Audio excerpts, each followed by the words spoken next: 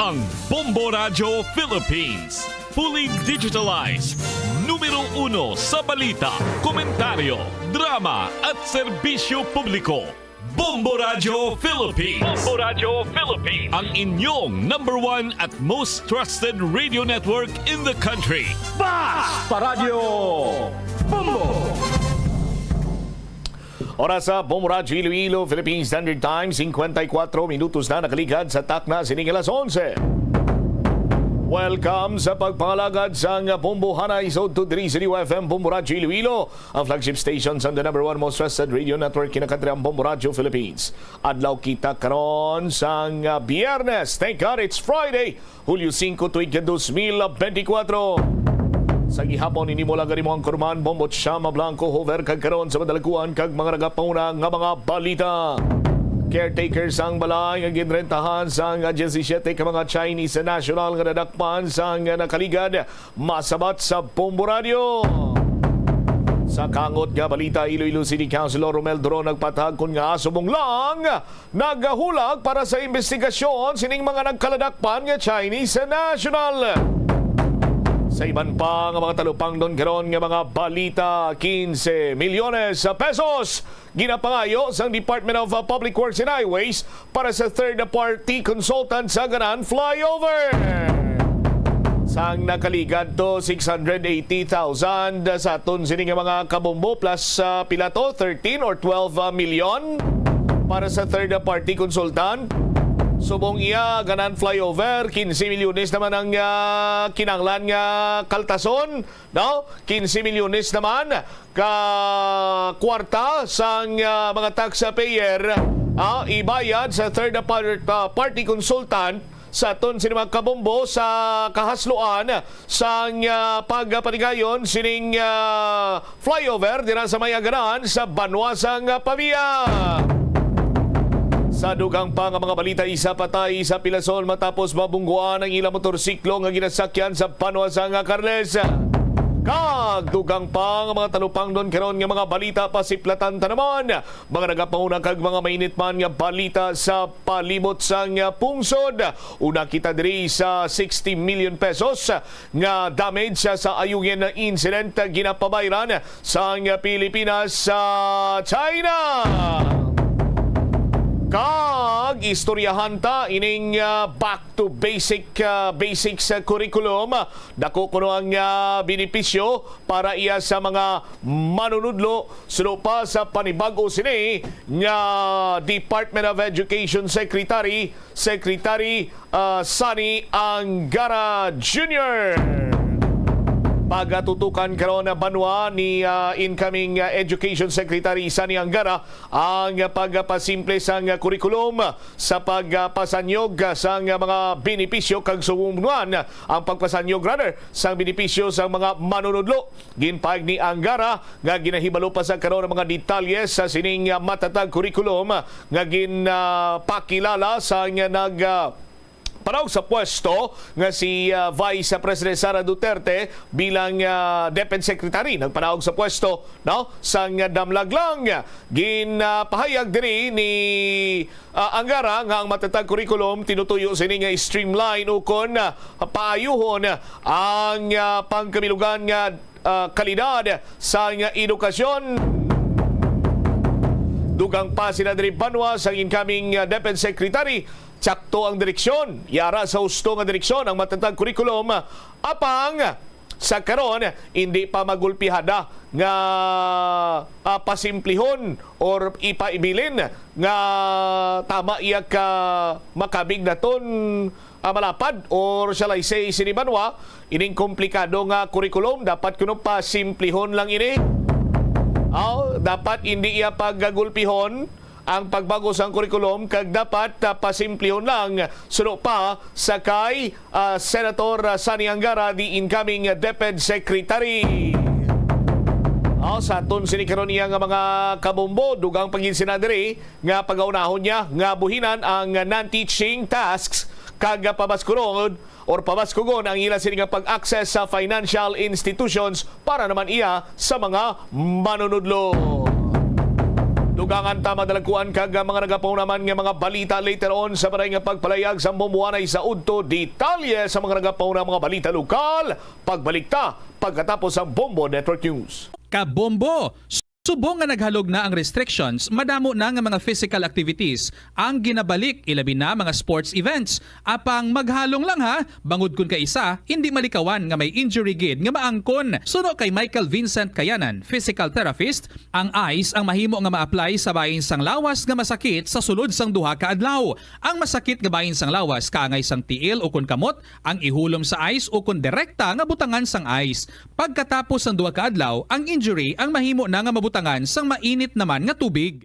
Help is available. Pinaagi sa pag-istorya, paghatag sang suporta, kag direkta nga bulig sa nagakinahanglan, mahimo mo gid nga mapunggan ang suicide kag makasalbar sang kabuhi. Santo sa World Health Organization, ang suicide ang fourth leading cause of death sa mga kabataan nagaedad 15 to 19. Kunika. Ito ang Bombo Radio Philippines. Fully digitalized. Numero 1 sa balita, komentaryo, drama at serbisyo publiko. Bombo Radio Philippines. Bombo Radio Philippines. Ang inyong number 1 at most trusted radio network in the country. Basta Radio Bombo! This is Bombo Network News Noontime Edition, broadcasting live at Bombo Radio Broadcast Center, Makati City, Philippines. Araw ngayon ang Biyernes, Hulyo 5 taong 2024. Sa ulo ng ating mga balita. Sa ating mga pangunahing balita, abangan humamaya si Armed Forces of the Philippines Chief of Staff Romeo Browner Jr. ipinagutos ang pagsusot ng mga patch sa may bandila ng Pilipinas sa mga combat uniform ng mga sundalo. Ito namang isang senador hinamon ang NEDA na isa publiko ang kanilang pagpupulong ukol yan sa pagtapyas ng tariff rate sa inangkat na bigas. 93% na conviction rate sa mga kasong hinawakan, naabot po yan ng Department of Justice. Ito namang si Senador Padilla naghain ng resolution upang repasuhin ang kanyang komite ito hong New Senate Building Project. Iginitri na hindi pa matukoy kung may irregularidad sa ikinasang unang hearing. Yung mungkahi daw na pagpapalit ho ng pangalan ng Department of Health, hindi na raw ito itutuloy. Sa ating balita, sa ibayong dagat, ang bansang Israel magpapadala ng mga delegasyon para yan sa peace talk sa Hamas. Mga sakay naman ng flight mula Detroit patungong Amsterdam na divert dahil yan sa food poisoning. Abangan din sa ating sports balita mamaya ang 3-point specialist ng National Basketball Association na si Barry Hild. Pumirma ng kanyang kontrata sa Golden State Warriors. Sa ating mga balitang provinsyal, si Pangulong Ferdinand Marcos Jr. binisita ang Summer Island. Bitbit ang tulong pinansyal para sa mga magsasaka at mga mangingisda. At live nationwide, via satellite, dumako tayo sa detalye ng ating mga balita. Iniutos ngayon nitong si Armed Forces of the Philippines Chief of Staff, General Romeo Browner Jr., ang pagsusuot ng mga Philippine flag patch sa lahat po ng mga military combat uniform ng mga sundalo ng bansa. Ayon kay General Browner, regular nang isusuot ng itong flag patch na dati ay ginagamit lamang kung lalabas ng bansa ang mga sundalo o kung hindi man ay kung lalahok sila sa mga balikatan exercises. Sinabi ni Browner na layo ng nasabing inisyatiba na ipakita ang pagkamakabayan at maging ang solidarity bilang paalala sa commitment ng sandatahang lakas ng Pilipinas na panatilihin ang soberanya at maging ang territorial integrity ng Pilipinas. Ang pahayag na ito ay sumasalamin daw sa hakbang ng sandatahang lakas ng Pilipinas na magbigay ng malinaw na presentasyon o representasyon sa pagtupad ng kanilang misyon na may karangalan. Pakinggan po natin ang bahagi ng pahayag ng pinuno ng sandatahang lakas ng Pilipinas. Ating bandila dito sa ating uniforme. Dati po hindi parte ng ating battle dress uniform yung bandila natin. We wear this only during barricade exercises or when we go abroad pag lumalabas po tayo ng bansa. But this time, as the Chief of Staff, I have authorized all members of the Armed Forces of the Philippines to wear our flag on our right arm, for our battle dress uniform. This is to show the patriotism of the Armed Forces of the Philippines, and this is also to align with the goals of Bagong. Bahagi po yan ng paliwanag mga kabombo nitong si General Romeo Browner Jr. ang pinuno ng Sandatahang Lakas ng Pilipinas. Kaugnay po yan sa paggamit ng mga flag pants sa kalawa o kanang kamay ng mga sundalo. Sa iba pang mga may init na balita sa oras na ito mga kabombot ka Sir Nation, nanindigan ang legal counsel ni suspended Bamban Tarlac Mayor Alice Go na hindi pa napapatunayan ang aligasyon laban nga sa suspendidong alkalde. Sa isang panayam, sinabi ni Attorney Stephen David na ang mga aligasyong nagsisinungaling si Alice Go ukol sa kanyang nasyonalidad ay at pagkatao ay nanatiling aligasyon lamang hanggang sa ngayon. Ayon sa abogado ng suspendidong alkalde, hindi pa nila nakikita ang mga dokumento mula ho sa National Bureau of Investigation kaugnayan doon sa mga tanong sa totoong pagkatao nga ng suspendidong alkalde ng Bamban Tarlac. Sa ngayon aniya, kailangan ng dumaan pa rin ang mga ito sa masusing verifikasyon. Git ng batikang abogado, kung naniniwala ang National Bureau of Investigation ang mga complainants sa mga naturang dokumento ay ang kanilang magsisilbing ebidensya, abay kailangan umanong ipresenta ito sa korte. Sa kalamang ani makakapagkomento ang kampo ng alkalde nga kung nakita na ang naturang mga dokumento, natukoy, nasuri at natiyak ang katibayan ng mga naturang dokumento. Maalalang una nang ibinunyag nga ng National Bureau of Investigation na iisa itong fingerprints ni na suspended Mayor Bamban Tarlac Alice Go at isang Chinese passport holder na kinilalang si Go Waping. Maliban sa dalawang kontrobersyal na pangaran, abay mayroon pang isang tinutuntun ngayon na Alice Go na ayon sa NBI ay kumuha ng clearance noong 2005. Sa ibang balita naman, hinimok nitong si Senator Amy Marcos ang National Economic Development Authority na ilabas na o isapubliko na yung mga detalye ng kanilang ikinasang board meeting noong Hunyo 3 ng kasalukuyang taon na naging resulta nga sa kontrobersyal na desisyon ng gobyerno na bawasan ang taripa sa mga inaangkat na bigas. Yan po ay aabot ng 15% mula sa dating 35 o kasalukuyang 35% at magtatagal po ito hanggang sa 2028. Ang pahayag ng senador ay matapos malaman sa pagdinig ng Senado sa mga iminungkahing pagbabago sa Rice Certification Law at Rice Competitiveness Enhancement Fund na ang panukala ay hindi raw nagmula pala sa mga agricultural stakeholders at hindi ipinabatid sa tatlong magkakasunod na hearing ng Tariff Commission noong 2023 o itong nakalipas na taon. Ang National Economic Development Authority Board ay binubuo ng Pangulo ng Pilipinas na siyang tumatayo bilang chairperson at ang kalihim ng National Economic Development Authority bilang vice chairperson. Kasama rin po dito ang iba pang mga opisyal katulad po nitong Executive Secretary bilang miyembro ng board, Special Assistant to the President for Investment and Economic Affairs bilang isa rin pong miyembro at ang kalihim ng Department of Finance, kalihim ng Department of Budget and Management bilang mga kapwa mga miyembro. Iginit po nitong si Senator Marcos sa ikinasang consultative meeting noong nakarang taon ay hindi po nabanggit ang 15% so 15% na rice tariff rate na magiging epektibo sa loob ng 4.5 taon. Ikinalungkot din daw ng senador na hindi ho naisama sa pagpupulong ang mga grupo ho ng mga magsasaka, Federasyon ng mga magsasaka at iba pang mga stakeholders ng agrikultura, kasama na po dyan ang mga miyembro ho ng Senado. Gayunpaman, patuloy daw na tinututulan nitong si Marcos ang 15% na pagbaba po sa taripa o tariff rate at iginiit na hindi po ito magpapababa sa presyo ng bigas dahil yaong mga exporter pa rin ang magtataas lamang ng kanilang mga presyo batay huyan sa nakaraan na karanasan.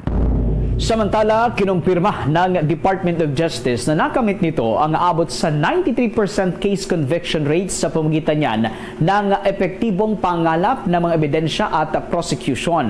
Inilabas ng ahensya ang naturang briefing paper kasabayan ng isinagawang kauna-unahang Department of Justice Town Hall meeting na ginanap ho dyan sa may bahagi ng Dasmariñas Arena sa Dasmariñas City sa lalawigan ng Cavite. Ayon sa ahensya, matapos nga ang isang taon na aktibong pakikilahok sa mga isinagawang case build-up, aabot sa 7,114 na mga may hinang kaso ang hindi na naihain pa sa korte at na-dismiss na sa prosecutor level pa lamang. Nakakatulong aniya umano ito para mabawasan na itong sandamakmak na kaso sa mga korte dito sa ating bansa na nagpapabagal naman sa pag-usad ng hustisya. Sa 26,681 na kaso na isinailalim sa preliminary investigation at inquest proceeding mula second quarter ng taong 2023 o noong nakalipas taon hanggang sa first quarter ng kasalukuyang taon, sinabi ng Department of Justice na 20,683 ang terminated na habang 5,993 ang sumasailalim pa sa mga isinasagawang case build-up. Ayon sa ahensya, ang Department of Justice ay patuloy at mahigpit na nakikipag-cooperate at nakikipag-coordinate sa pagitan ng mga prosecutors at mga ahensya na nagpapatupad ng batas upang alisin na itong mga may hinang kaso at mapigilan na itong maiabot pa o umabot pa sa korte. Samantala, ipinagmalaki nitong si Metropolitan Manila Development Authority Acting Chairman Attorney Roman Duartes na meron daw kung tinatawag na slight improvement sa pamamahala ng trapiko sa mga pangunahing lansangan sa kabuuan po ng National Capital Region o dito po sa Metro Manila. Ayon kay Attorney Artes, isa sa salik na nakatulong dito ay iyong EDSA bus carousel at bukod pa raw ang mga additional na mga kalsada o karagdagang mga kalsada at mga tulay na itinayo ng pamahalaan. Kasama na rin po dyan ang mga subway at iba pang mga mass transportation sa Kamaynilaan. Habang pagdating naman sa usapin ng bus o basura, wala din daw silang gaanong problema rito dahil pinaigting nila ang aksyon at hinahakot naman ng mga local government units at naisa sa ayos naman daw ang waste management sa buong Metro Manila. Dagdag pa ng abogado, mas inaayos din daw nila ang mga existing na mga pump station at pinalalakas ang capacity. Bukod pa rito ang itatayo pang mga bagong pumping station. Katuwang po dyan ang Department of Public Works and Highways. Inaasahan naman ng Metropolitan Manila Development Authority na makakatulong ito upang makontrol ang pagbaha sa buong Kamaynilaan. Sa huli, sinabi po nitong si Atty. Artes na marami pa raw silang isasagawang proyekto, particular na sa public safety ng nasasakupan o yan po ay sa kabuuan ng National Capital Region. Sa iba pang mga balita mga kabombo, abay kinumpirma ng oposisyon ng Liberal Party na patuloy nilang kinukumbinsi itong si dating Vice President Leni Robredo na tumakbo sa pagkasenador sa susunod na taon. Una nang napaulat nga na naghahanda na itong dating Vice Presidente sa pagtakbo naman bilang alkalde ng Naga City, Camarines Sur na dating pinamunuan nga ng kanyang yumaong asawa na si dating Interior Secretary Jesse Robredo. Ayon kay Liberal Party President Albay Representative Edsel Lagman, bagamat patuloy itong kanilang ginagawang effort, ay irerespeto pa rin nila ang magiging desisyon ng dating Vice Presidente.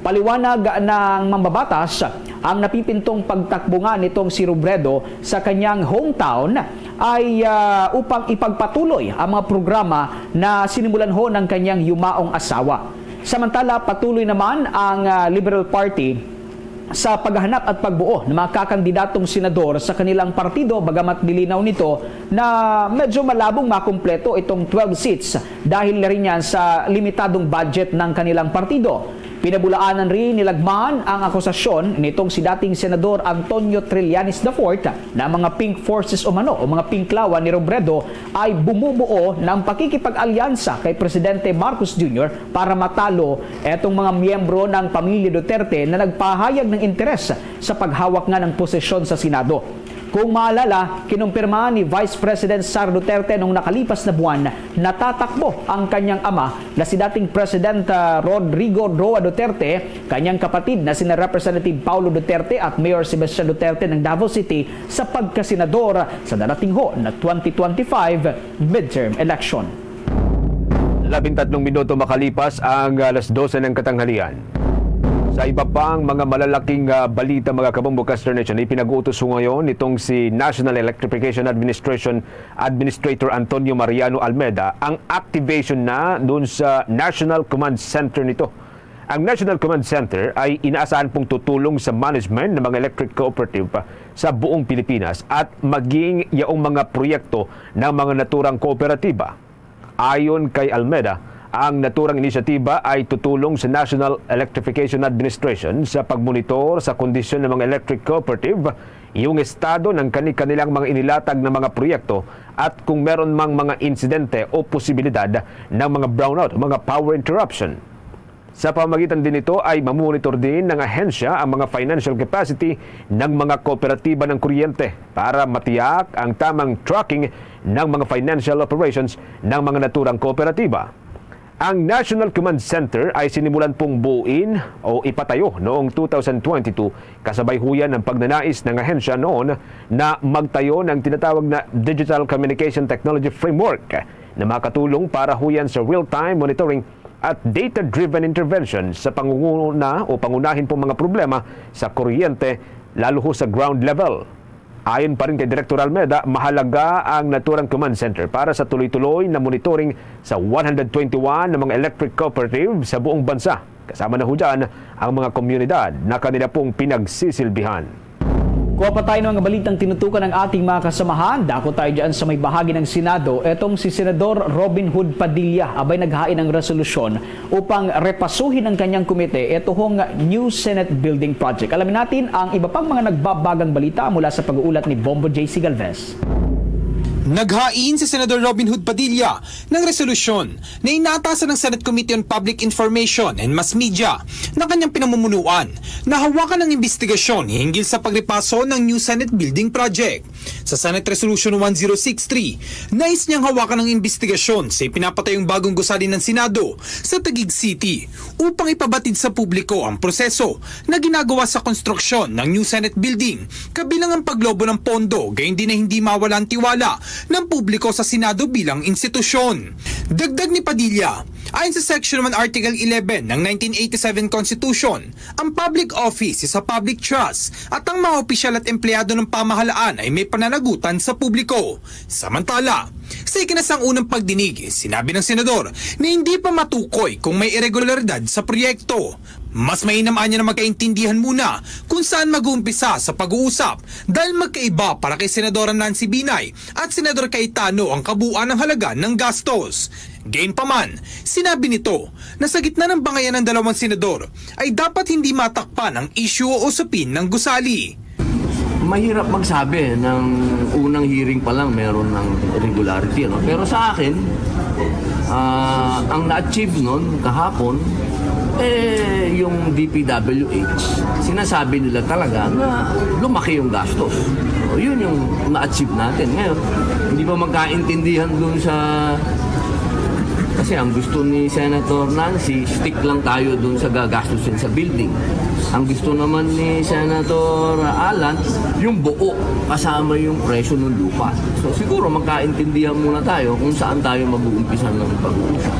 Kung maalala, inatasan ni Senate President Francis Chis Escudero si Senator Alan Peter Cayetano bilang tagapangulo ng Committee on Accounts na repasuin ang gastos sa New Senate Building na di umano'y lumobo sa 23 billion pesos mula yan sa 8.9 billion pesos. Ipinunto niya na sa pagdinig ng komite noong Hulyo 3, ang gastos sa proyekto ay umabot na sa 23.38 billion pesos kasamang 8.9 billion pesos para sa core and shell, 2.9 billion pesos sa fit-out, 1.6 billion naman sa land acquisition at 10.33 billion pesos sa works to complete. Para sa Bombo Network News, ako si Bombo J.C. Galvez nag-uulat para sa number 1 and most trusted radio network in the country, Bombo Radio Philippines, Basta Radio. Bombo! Meron na ho tayong 18 minuto makalipas ang alas 12 ng katanghalian. Sa iba pang mga malalaking balita, mga kabombo, kinumpirma ho ngayon ng Department of Agriculture ang maaga ho nitong pagpapaabot sa World Organization for Animal Health.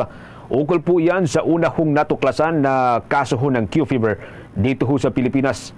Noong unang araw ho ng Hulyo ng taong 2024, ayon po sa Department of Agriculture o sa kagawaran po ng pagsasaka, naimpurmahan na ang World Organization for Animal Health ukol ho yan sa naturang sakit ng mga hayop.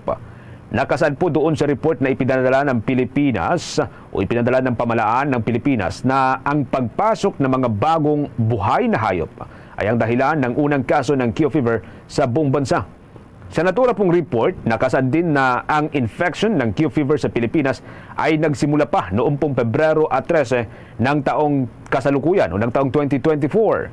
Dito daw ho ay simulang naobserbahan ng mga clinical signs sa ilang mga imported na kambing. Pangunahin na po dito yung mga nanggaling sa Estados Unidos. Una hong nagsagawa ang Department of Agriculture Bureau of Animal Industry ng tinatawag na confirmatory testing.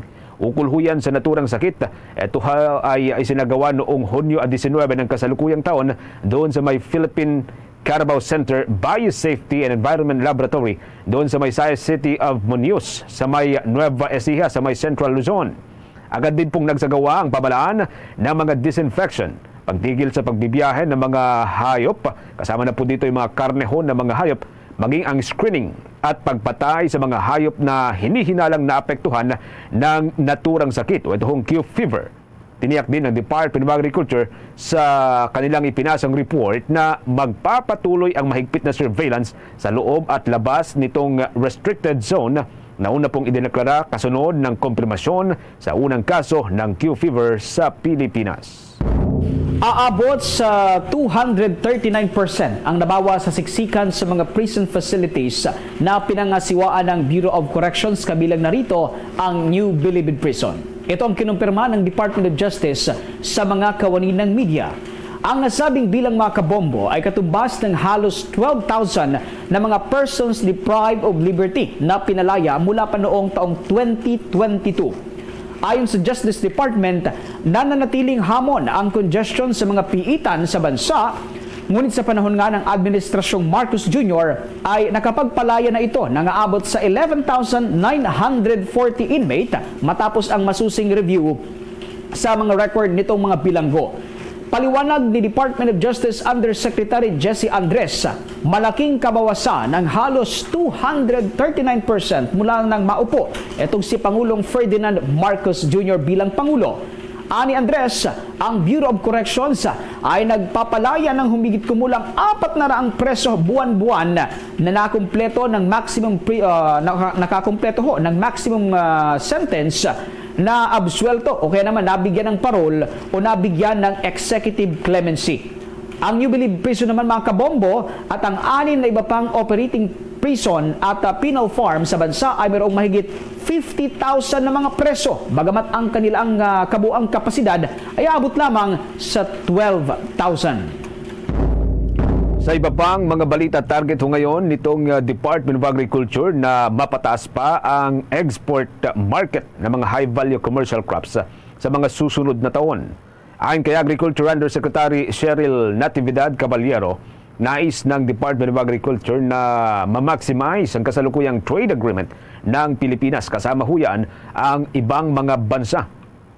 Anya, maaari pong magamit ang mga kasalukuyang trade deals sa ibang mga bansa. Katulad po yan ng bansang Vietnam, ang bansang South Korea, ang Australia, bansahong Japan, ang China, at maging ang New Zealand at iba pang mga kapartner ng Pilipinas na bansa. Ang mga naturahong bansa ay may kasalukuyang trade deal sa Pilipinas para huyan dun sa agricultural commodities. Gid po ng opisyal ng Department of Agriculture, malaki ang potensyal ng Pilipinas na makapag-produce ng mataas na volume ng mga kalidad na high-value commercial crops na maaari pong ibenta sa ibang mga lugar o ibang mga bansa.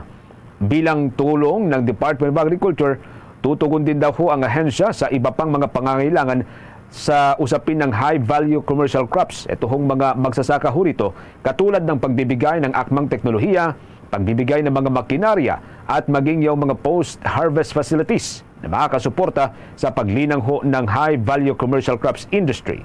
Sa kasalukuyan, kabilang ho sa mga produktong agrikultural na ibinebenta ng Pilipinas sa ibang mga bansa ay ang niyog o ito ho yung kopra, maging ang saging, ang pinya, mangga at maging ang durian. Ayon pa rin kay Undersecretary Caballero, maaari pong mapataas ang produksyon ng mga ito o kung hindi man ay madagdagan ang iba pang mga commodities sa ilalim po yan ng mga high-value commercial crops. Samantala, kinumpirma ng Archdiocese of Cebu na itinalaga ng Santo Papa itong si Monsignor John Tomas Limchua bilang tagapayo ng Apostolic Nunciature sa the Netherlands, habang si Father Hezron Jude Cartagena ay itinalaga bilang attaché ng Apostolic ng Ivory Coast. Si Monsignor Limchua ay una nang nagsilbi bilang Vatican Section for the Relations sa mga Estado noong 2020 sa ilalim niya ng Secretariat of State of the Holy See. Naglingkod din siya bilang chaplain of His Holiness o Papal Chaplain. Sinimulan ni Monsignor Limchua ang kanyang diplomatic career para sa Holy See noong 2014 nang maglingkod siya ng apostolic ng Benin at Togo sa West Africa at sa may Cairo, Egypt. Natapos niya ang kanyang theological studies sa Faculty of Theology sa University of Navarre sa Pamplona, Spain, at ang kanyang doctorate sa Canon Law sa Lateran University sa Rome, Italy. Naordinahan ito bilang pari para sa Archdiocese of Cebu noong 2010. Samantala, ito namang si Father Cartagena ay natapos ang kanyang taon bilang Monsignor sa Brazil. Siya ang ika-4 na paring Cebuano na pumasok sa Diplomatic Service of the Holy See. Sa iba pang mga balita, muli pong sumiklab ang panibago pong engkwentro dyan sa pagitan po ng mga rebelde at mga sundalo sa may Nueva Ecija, sa may Central Luzon, sa may Region 3. Ito ilang araw lamang mula ng maganap ang sagupaan sa Pantabangan na nagresulta sa pagkamatay ng 10 mga rebelde na kinabibilangan ng ilang mga matataas na lider ng New People's Army. Batay po sa inisyal na ulat, nangyari ang engkwentro hapon sa Barangay Cambital sa bayan din ho ng Pantabangan. Sa kasalukuyan ay wala pa pong inilalabas na ulat dito ang tropa ho ng pamalaan kung meron mang nasugatan o nasawi sa naturang engkwentro.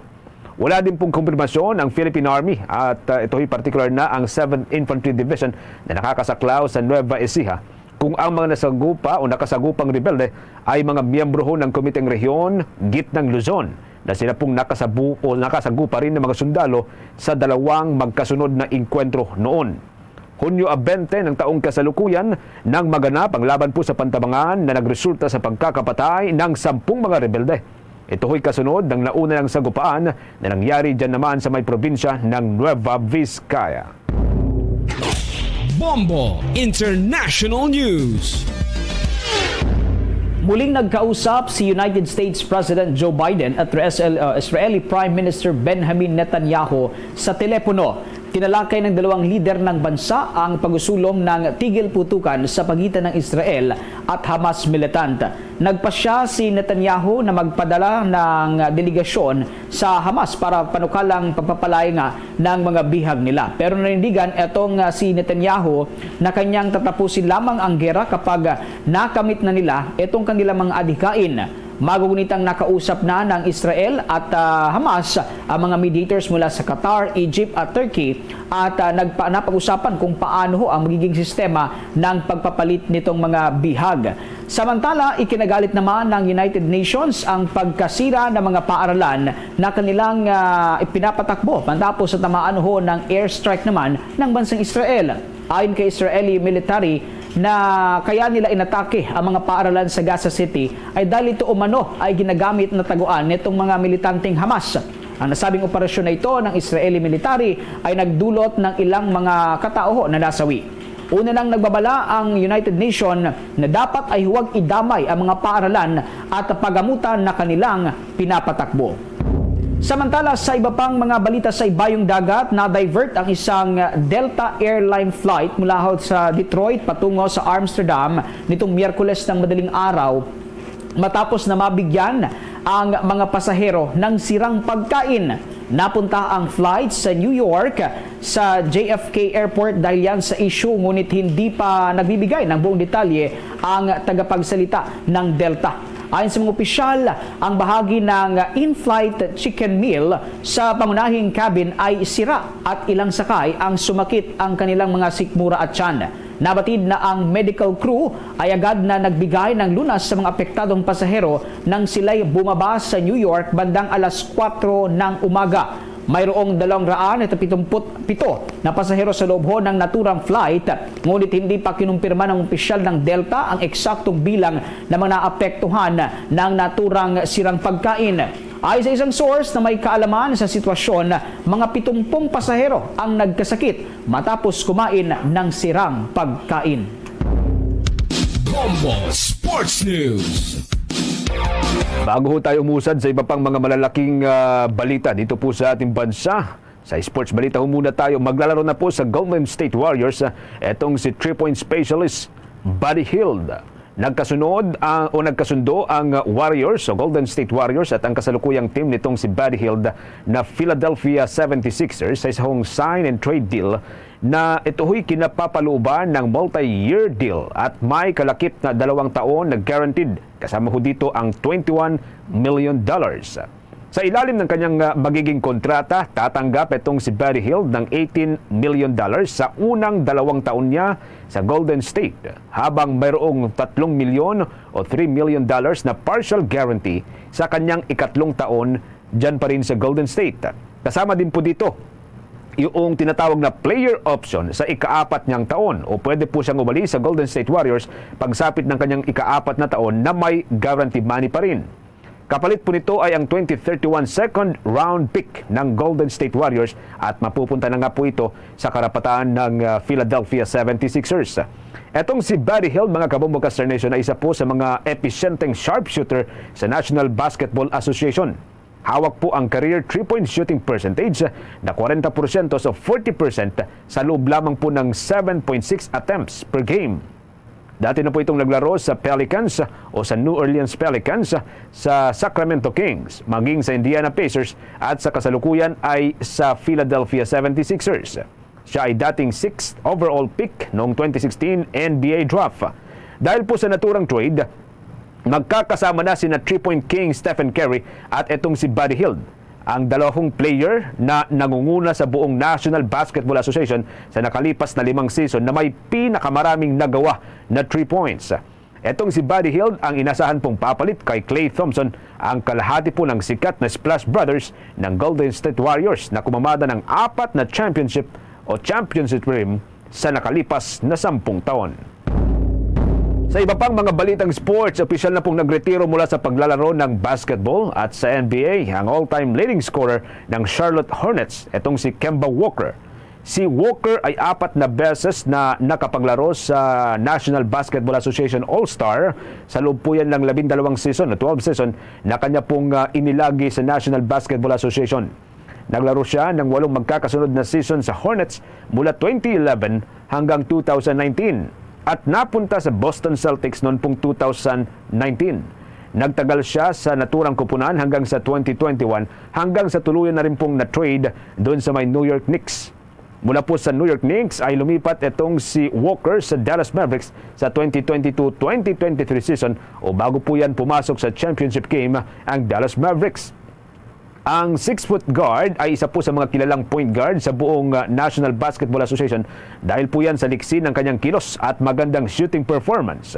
Bagaman sunod-sunod ang pagsabak po niya sa All-Star, naging malaking problema sa kanyang karera iyong mga injury na kanyang tinamo, lalo ho sa kanyang tuhod.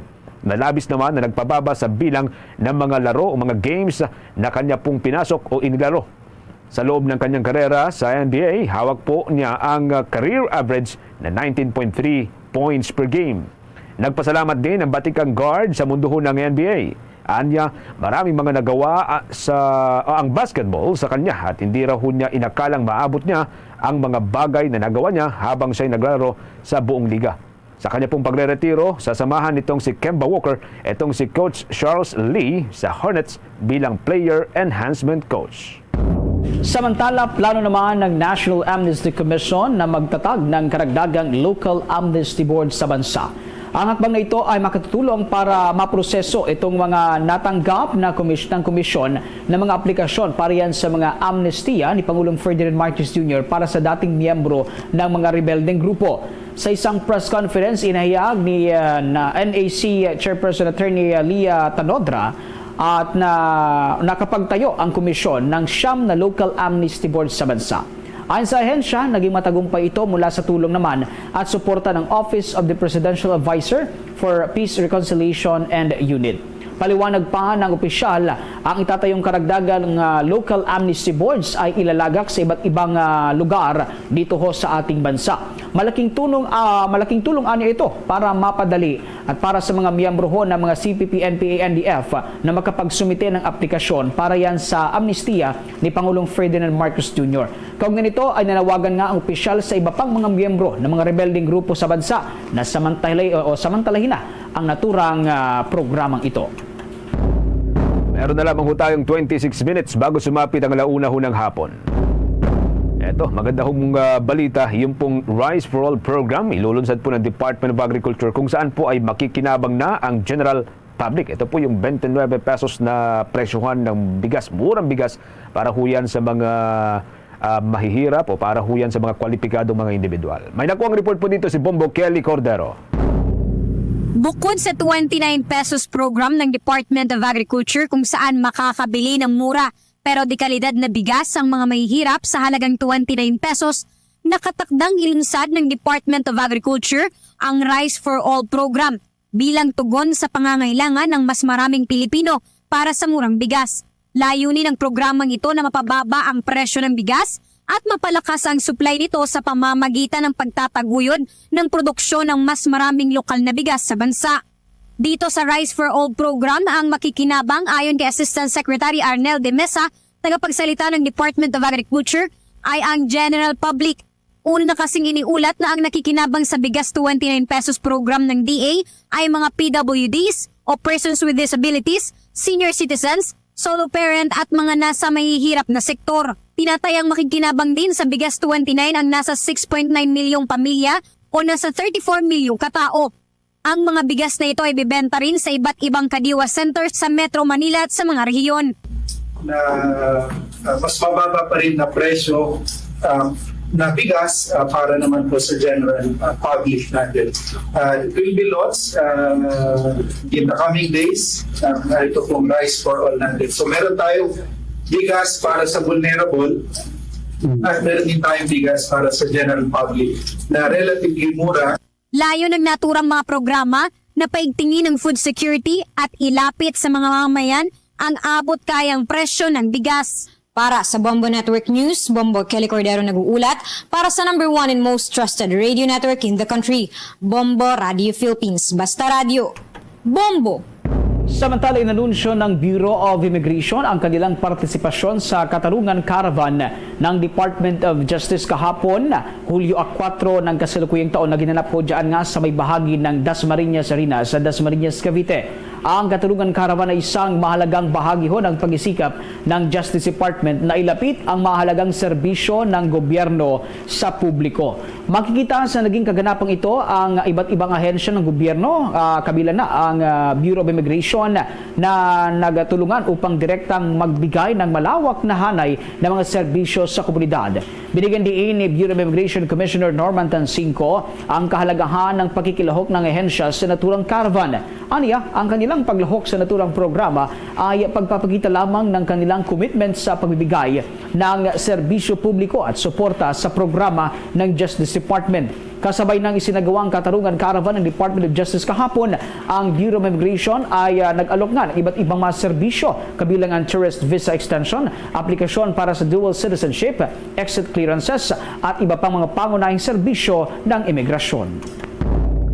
Samantala, posible pong sa huling quarter pa ng 2024 mararamdaman ang La Nina phenomenon. Batay po yan sa pagtaya ng State Weather Agency na Department of Science and Technology. Batay ho sa datos ng ahensya, mayroong 50% na tsansa ang La Nina na mamuo sa pagitan po ng Setyembre hanggang sa buwan ho ng Nobyembre ng taong kasalukuyan. Maaari pong maramdaman ang labis na epekto nito sa mga buwan ng Oktubre hanggang sa Disyembre. Kasabay po nito ay maaari pong makabuo o mabuo o pumasok sa Pilipinas ang 13 hanggang sa 16 daw na mga bagyo matapos o bago po matapos ang taong 2024. Ngayon pong Hulyo ay posibleng 2 hanggang 3 ang mararanasang bagyo. Sa kabila po nito ay maaari pa rin daw na maranasan ng iba't ibang mga bahagi ho ng bansa ang above normal na mga pagulan. Oras natin 22 minutes bago po sumapit ang 1:00 ng hapon. Isunod po natin kagad ang balita mula po kay Bombo Joanna Martinez. Ito ho yung kontrobersyal na pagbabago daw ho sana doon sa pangalan o ito hong tawag sa Department of Health. Hindi na raw po pala ito itutuloy, mga kabombo. Ang detalye po ng balitang yan sa pangulat ni Bombo Joanna Martinez. Inanunsyo ng Department of Health na hindi na itutuloy ang mungkahing pagpapalit ng pangalan ng ahensya patungong Department of Health and Wellness. Ito ay may kaugnayan sa nakaraang pahayag ni Department of Health Secretary Chodora Herbosa na papalitan ito upang i-highlight ang kamalayan ng publiko patungkol sa health promotion. Ayon kay Department of Health Spokesperson Assistant Secretary Albert Domingo, nang magkaroon ng pagpupulong ay natalakay nila ang gasto sa isinagawang cost analysis dahil sa marami ang kailangan kung sakaling papalitan nga ang pangalan ng nasabing ahensya. Oo, nagsimula yan talaga. Sabi nga ng secretary, hindi niya sukat akalain mapipick up yun. Mukhang mahal siya dahil papalit ng logo, magpabilis kumilos ang secretary. Sabi niya, alam mo kung magastos lang, tama na yan, okay na. So, pero hindi na namin gagawin kasi hindi yung branding papogi, importante is yung serbisyo. And then also yung WHO definition kasi ng kalusugan, yung it is not merely the absence of a disease, also a complete state of physical and mental well-being. Dagdag din niya sa kabilang banda, aminado ang Department of Health na mahal talagang panatilihin na magandang pangangalusugan at maging healthy. Yan daw ang dahilan kung bakit mas pinaiigting ng ahensya ang primary care at upang mas pababain ang presyo sa tulong ng iba pang ahensya ng gobyerno. Kagaya na lamang daw sa PhilHealth na konsulta package kung kaya't pinapataas nila ang bayad doon. Sa tulong kasi nito, napupunta ito sa health provider o doktor na nag-aalaga upang hindi sila matakot na magtanong dahil iniisip ang gastos. Samantala sa kabila ng hindi nila pagtutuloy sa pagpapalit ng pangalan ay tinitiyak pa rin ng Department of Health ang pagkamit sa wellness ng mga Pilipino sa pakikipagtulungan pa rin yan sa mga lokal na pamahalaan upang magkaroon ng mga safe na running area, water station, pasayaw o aerobics at palagi ang pagpapaalala ng kahalagahan ng pagpapanatili ng magandang kalusugan. Para sa Bombo Network News, Bombo Joanna Martinez nag-uulat para sa #1 and most trusted radio network in the country. Bombo Radio Philippines. Basta Radio. Bombo! 19 na minuto bago sumapit ang 1:00 ng hapon. Dako ho tayo sa ating mga provincial report. Si Pangulong Ferdinand Bongbong Marcos Jr. bumisita po sa May Summer Islands sa Eastern Visayas. Bitbit daw ho ang mga tulong pinansyal para ho yan sa mga magsasaka at mga mangingisda. Makibalita ho tayo sa pag-uulat ng Bombo Radio Tacloban. Personal na iniabot ni Pangulong Ferdinand Bongbong Marcos Jr. ang tulong pinansyal na para sa mga magsasaka at mangingisda sa Samar Island provinces kahapon. Iniabot ni Pangulong Ferdinand Bongbong Marcos Jr. ang tulong pinansyal na para sa mga magsasaka, mangingisda at pati na rin ang kanilang pamilya sa Samar Island provinces na kinabibilangan ng Samar, Northern Samar at Eastern Samar kahapon. Umaabot sa 50 million pesos ang ibinigay ng Pangulo sa probinsya ng Samar, 25.9 million pesos sa probinsya ng Northern Samar at 19.3 million pesos para naman sa probinsya ng Eastern Samar. Nakatanggap rin ng tig 10,000 pesos ng mga benepisyaryo ang tigsa 10 individual na pinili ng iba't ibang mga probinsya sa Samar Islands. Ayon sa Pangulo, nauunawaan niya at ng gobyerno ang kinakaharap na problema at suliranin ng mga nasa agrikultura sa haligi ng ekonomiya ng probinsya ng Samar. Anya ng Pangulo na noong tinitignan niya ang mga ipapamigay sa mga taga-Samar ay nakukulangan siya rito, kung kaya't minarapat daw niyang dagdagan ang mga ito upang mas marami at malaki ang matatanggap na tulong ng gobyerno. Kinilala at binigyang importansya ng Pangulo ang mga magsasaka bilang bayani ng bansa, kaya nararapat lang daw na bigyang pugay at suportahan ang sipag at galing ng mga ito. Marapat po na ako'y makadalaw ngayon dito upang kumustahin kayo at maghatid ng tulong. Batid ko po na itong nagdaang El Nino higit sa 3,000 pamilya sa 3 munisipyo ng Samar at Eastern Samar na nadeklara ng state of calamity at dahil sa paglabis na kanilang pagpinsala sa tagtuyot na dala ng El Nino. Higit sa 3,000 pamilya sa mga probinsya ng Samar, Eastern Samar at Northern Samar ang naapektuhan ng nagdaang El Nino na nagdeklara naman ng state of calamity. Kabilang din sa mga ibinigay sa mga magsasaka at mangingisda ay ang tulong ng mga programa at cash assistance na galing sa mga magkakaiba-ibang mga ahensya ng gobyerno tulad ng Bureau of Fisheries and Aquatic Resources o BFAR na namigay ng bangkang dimotor at sari-saring kagamitan sa mga mangingisda at ganoon na rin ang shallow water payaw sa ilalim naman ng Special Area for Agricultural Development o SAAD Phase 2 program at marami pang ibang ahensya tulad naman ng Department of Trade and Industry, Technical Education and Skills Development Authority, tupad program ng Department of Labor and Employment, Department of Social Welfare and Development at ang Department of Agriculture. Ipinangako rin ng Pangulo na kasama siya sa pag-unlad patungo sa progresibong probinsya ng Samar. At iyan ang balita mula dito sa Bombo Radio Tacloban. Para sa Bombo Network News, ito si Bombo Max Montesa para sa number 1 and most trusted radio network in the country, Bombo Radio Philippines. Basta Radio, Bombo! Ito namang dating kasamahan ni Senador Sani Angara na sa tinaguriang pinakamalaking institutional law firm sa Pilipinas nagbigay ng suporta matapos hinira nga bilang bagong kalihim ng Department of Education. May buong detalye ang Bombo Radio Iloilo.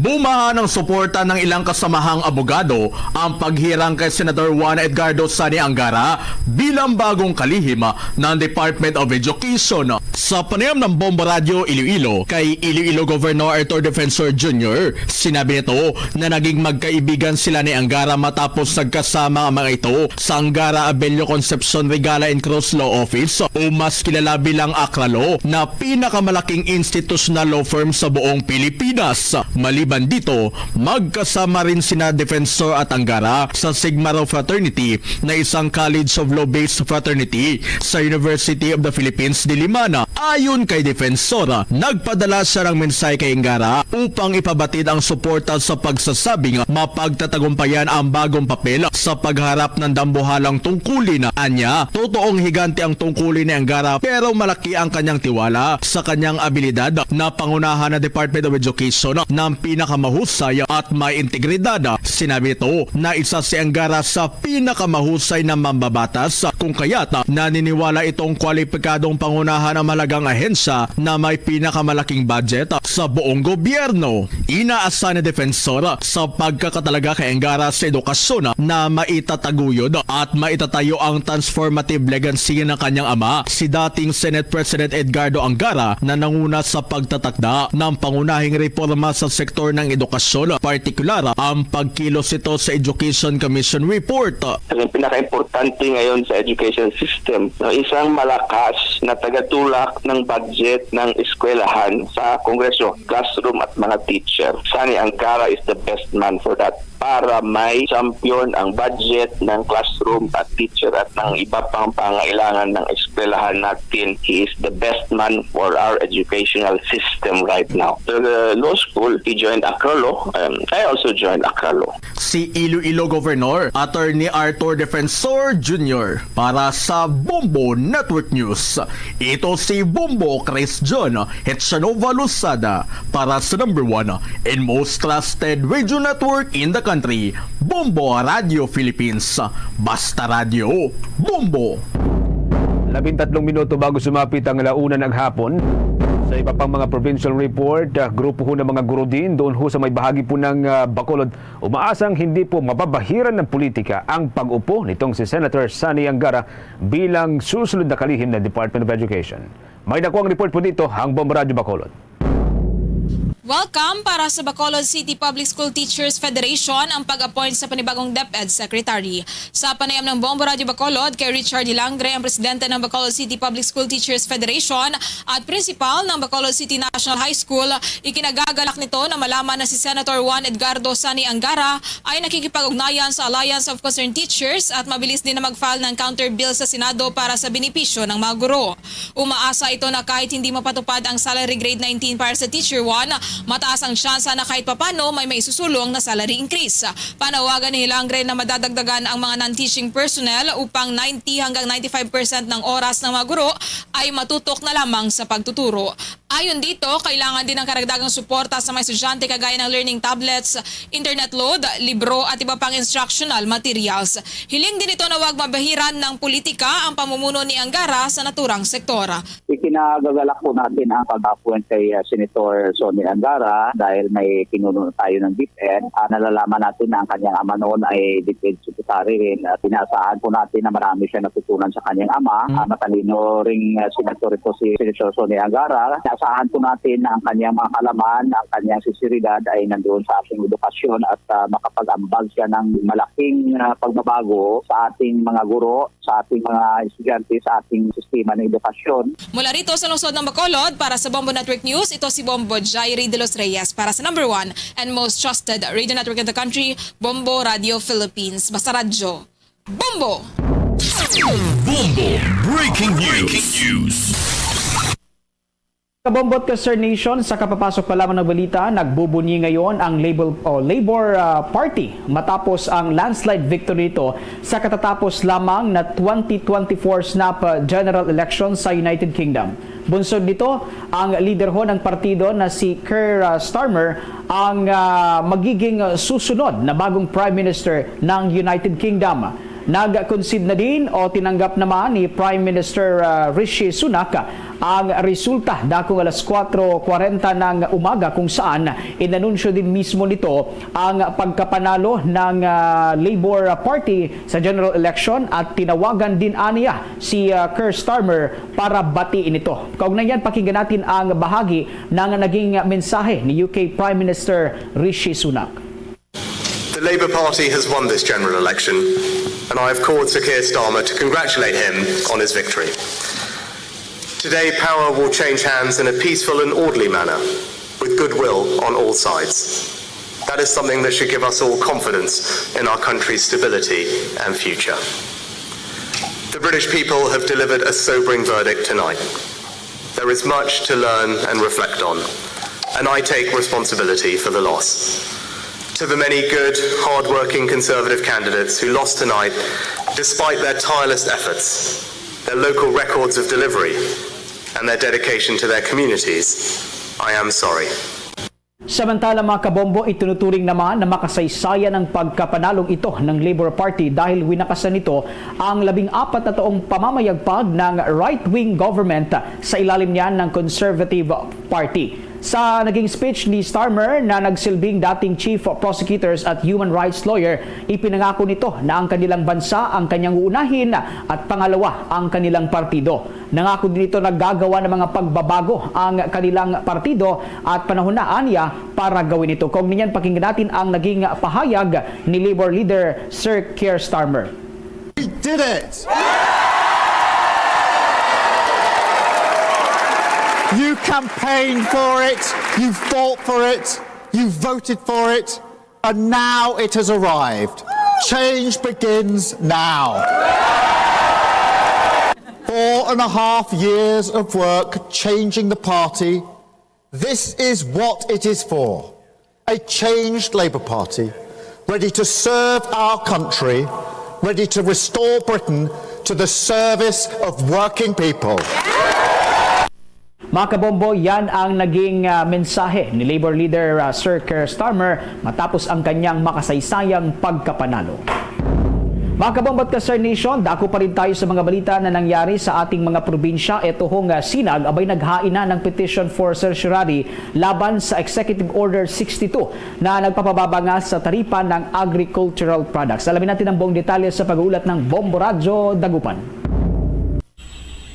Naghain na ng petisyon for certiorari laban sa Executive Order No. 62 ang grupong Sinag o Samahan ng Industriya ng Agrikultura sa Korte Suprema kahapon na nagpababa sa taripa ng agricultural products. Ang Executive Order No. 62 ay ang formal na pagtatapyas sa sinisingil na taripa sa imported na bigas mula sa dating 35% patungo sa 15% hanggang taong 2028. Sa panayam ng Bombo Radyo Dagupan kay Engineer Rosendo So, ang chairman ng sa mga industriya ng agrikultura o SINAG, malinaw na walang nangyayaring pagbaba sa presyo ng mga bigas, baboy, mais at manok. Kung babalikan kasi anya ang datos na nakalipas na 3 taon kung saan ibinaba na nga ang taripa sa bansa, ay wala namang nangyari at naitalang pagbaba sa presyo ng mga ito sa merkado, bagkus ay tumataas pa ito. Binigyang din naman ni Engineer So na mali ang nagiging estratehiya ng National Economic and Development Authority o NEDA dahil mas tinututukan nila ang pagtaas ng mga in-export na produkto kaysa sa pagpapalakas ng lokal na industriya sa bansa. Dahil dito patuloy rin ang nagiging pagtaas sa presyo ng mga bilihin. Dala na rin sa kadahilan ng mas itinataas din ng mga dayuhan ang kanilang exporting price. Kaugnay nito nang tanungin naman anya ang National Economic and Development Authority o NEDA ni Senator Amy Marcos hinggil sa paglalabas ng 15% tariff rate ay walang masagot ang mga ito. NEDA ay gustong magbaba or magtaas ng taripa, dapat may gagawa ng hearing ang itong Tariff Commission. Pero walang nangyari na ganoon na sitwasyon. Ang nangyari is nag-combine na lang yung NEDA para maglabas ng opinion. Ito is dapat matalakay. Para sa Bombo Network News mula rito sa Bombo Radio Dagupan, Bombo Oliver na kumusta guulat para sa number 1 and most trusted radio network in the country, Bombo Radio Philippines. Basta Radio, Bombo! Makibahagi sa aksyon ng Palarong Pambansa 2024. Hatid sa inyo ng Bombo Radio at Star FM. Live! Kuha po tayo ng mga development. Kasabay pa rin po yan ang nalalapit na Palarong Pambansa 2024. Yung pong Bicolano gold medalist doon po sa Association of Southeast Asian Games, School Games doon sa may bahagi po ng Vietnam. Inaasahan pong makakasungkit ng medalya sa papalapit na Palarong Pambansa 2024 na gaganapin dyan sa may bahagi po ng Cebu. May nakuha ang report po dito ang Bombo Radio Ligaspi. Aminado ang ilang mga Bicolano athletes na malaking pressure ang kanilang nararamdaman sa papalapit na Palarong Pambansa 2024. Ayon kay Department of Education Masbate Division Sports Officer Rufino Arellano sa panayam ng Bombo Radio Ligaspi, na malaki kasi ang expectation sa ilang mga atleta nito, kabilang na sila Jewel Trangia at Ana Bianca Espinilla na nakapag-uwi ng gold medal sa ASEAN School Games sa Vietnam. Nakapagtala kasi ng record ang naturang mga Bicolano athletes sa discus throw at javelin throw sa ASEAN. Aminado ang opisyal na malaking factor ang karanasan ng mga ito sa pagsabak sa isang malaking kompetisyon sa Vietnam bago ang pagsabak sa Palarong Pambansa na gaganapin sa Cebu. Sa kabila nito ay hindi umano nagpapakakampante ang naturang mga atleta at tuloy-tuloy pa rin ang pag-focus sa kanilang mga training plan. Samantala, ayon pa kay Arellano na oras na matapos na ang Palarong Pambansa ay agad nasasabak ang kanilang mga atleta sa athletics competition sa Indonesia at susunod naman sa pagsabak sa Davao Athletics Competition.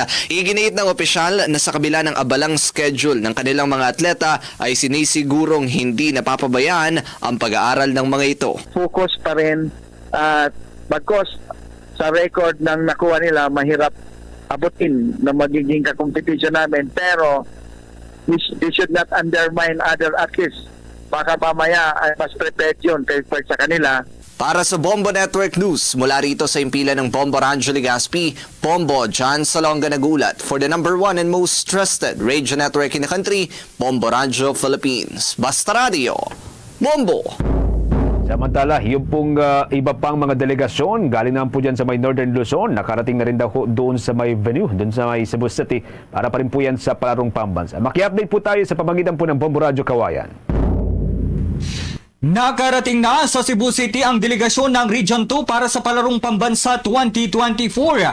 Sa naging panayam ng Bombo Radio Kawayan kay Ginoong Manolo Baguno, Division Sports Officer ng Schools Division Office o SDO Isabela, sinabi niya na mahaba-habang oras ang kanilang binahe dahil mabagal ang daloy ng trapiko. Naging maayos naman ang kanilang biyahe at maganda rin ang kanilang billeting quarters, kaya inaasahan niyang mataas ang moral ng kanilang mga manlalaro. Ang Palarong Pambansa pambansa ay magsisimula sa ika-6 hanggang ika-7 ng Hulyo 2024 sa Cebu City Sports Complex. Umaasa sa Ginoong Baguno na mahihigitan ng delegasyon ang nakuhang medalya ng rehiyon sa nakalipas na palarong pambansa. Base sa schedule, ang National Sports Event ay gaganapin sa first half ng Hulyo kung saan ang opening ceremony ay sa ika-9 ng Hulyo habang ang closing ceremony naman ay sa ika-16 ng Hulyo. Ang competition proper ay gaganapin naman mula ika-11 hanggang ika-16 ng Hulyo. Gusto ko pong ipaabot sa ating mga magulang na ipaalam sa inyo ng ating mga anak ay ligtas na nakarating dito sa siyudad ng Cebu at kami nagpapasalamat sa patuloy niyong suporta at sa lahat ng ating mga sumuporta sa ating mga atleta, ng ating provincial government of Isabela. Mula rito sa Bombo Radio Kawain para sa Bombo Network News, ako si Bombo Kervin Gamad, nagulat para sa number 1 and most trusted radio network in the country, Bombo Radio Philippines, Basta Radio. Bombo! Mga kabombo Star Nation, bago po ang ating Orasyo Emperata, nais muli ho namin kayong imbitahan na maliban po sa Bombo Radio Philippines News Center Makati, maaari po ninyong matunghayan ang ating 31 fully digitalized AM at FM station sa pamagitan po ng ating mga social media accounts. Meron po tayong Facebook page, TikTok account, YouTube channel at maging ang Bombo mobile app na pwede po ninyong ma-download via Google App Store at Apple App Store. Para ho sa karagdagang mga balita at mga mahalagang impormasyon, tutok lamang po sa ating mga estasyon sa probinsya. Diyan po sa may bahagi po ng Visayas area, marami tayong mga estasyon po dyan, lalo ho ngayon, at diyan po isasagawa ito hong palarong paban sa 2024. Darayan po ang Bombo Radio Iloilo, ang Bombo Radio Bacolod, Bombo Radio Cebu, Bombo Radio Rojas, Bombo Radio Kalibo at ang Bombo Radio Tacloban. Mga kabombo at ka-Star Nation, narito na po ang ating Orasyo Emperata in time of grave tension in the West Philippine Sea.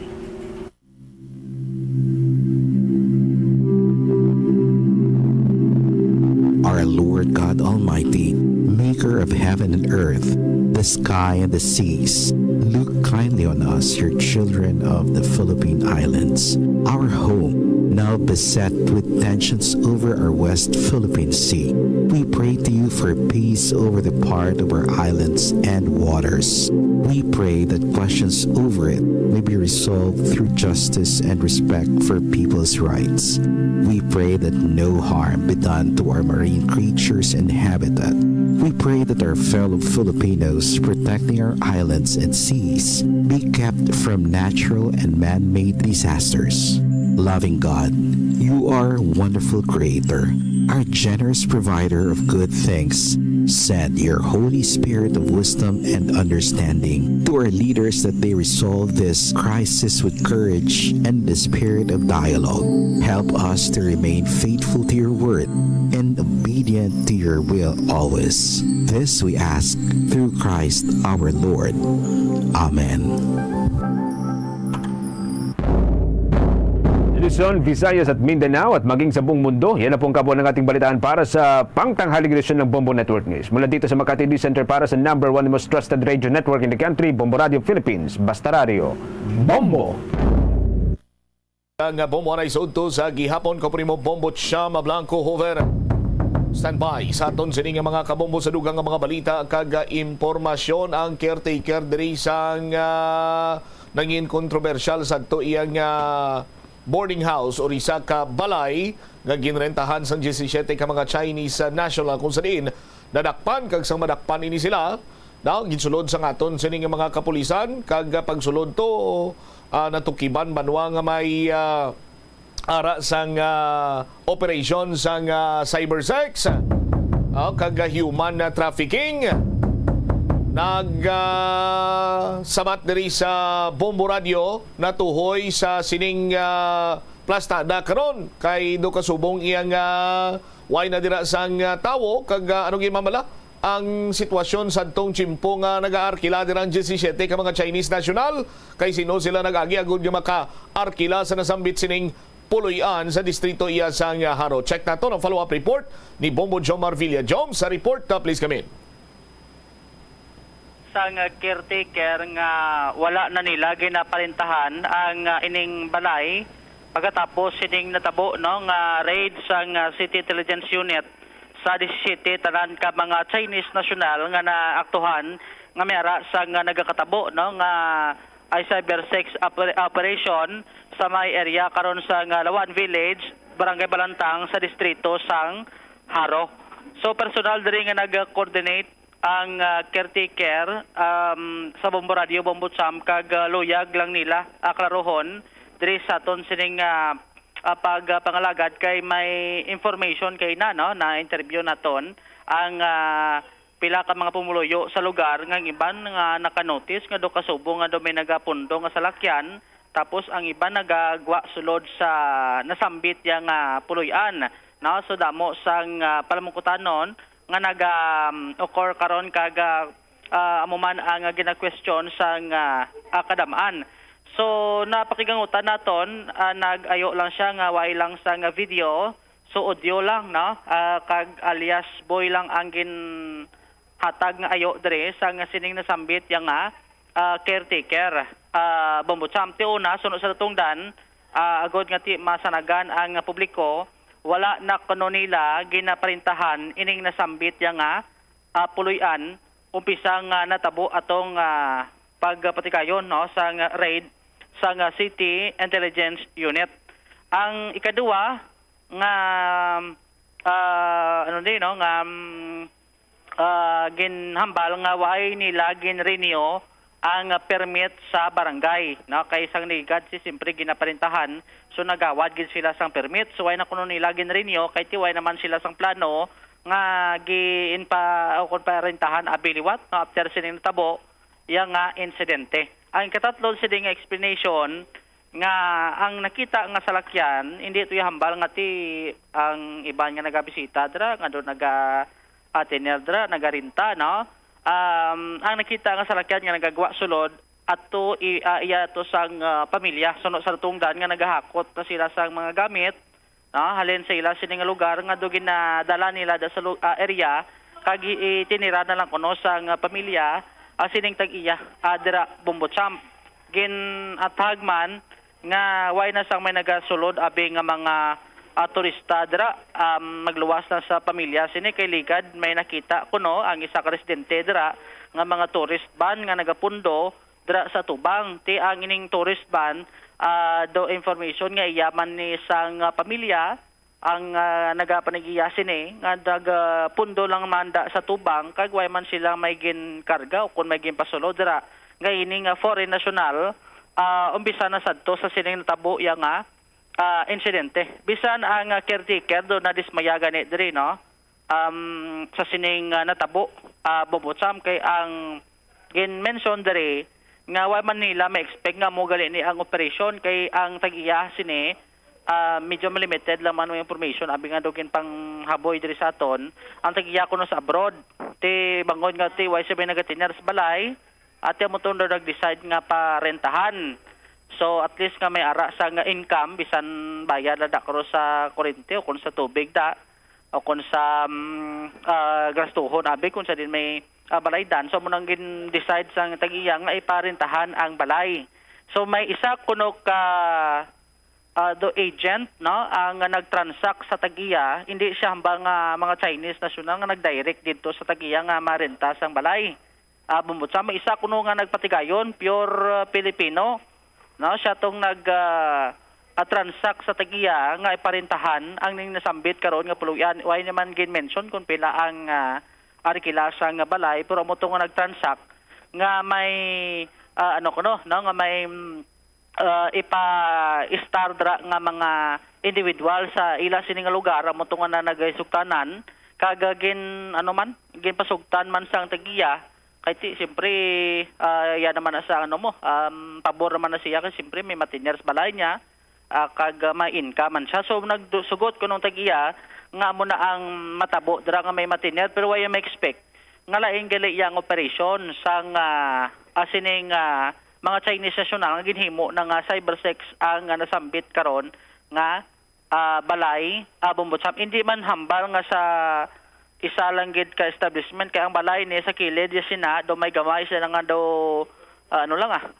hulot nga do mga 5 meters and palibot la ang kalapadon do dra na ga-operate ining mga Chinese national.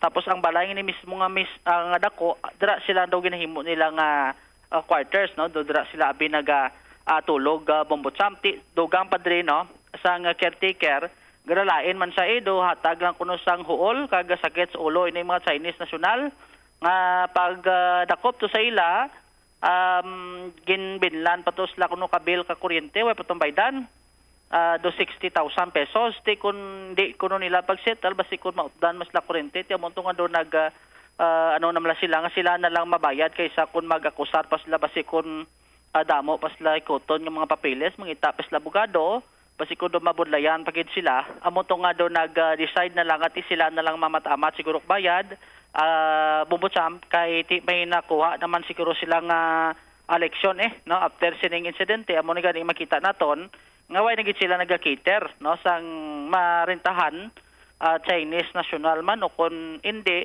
agon nga tindi na kuno mapamarisan ining nasambit nga insidente. Aribla no pabati naton si alias Boy ang ining caretaker sang mapakigangutan sang Bombo Radio. Subong ang balay, wala sang tao.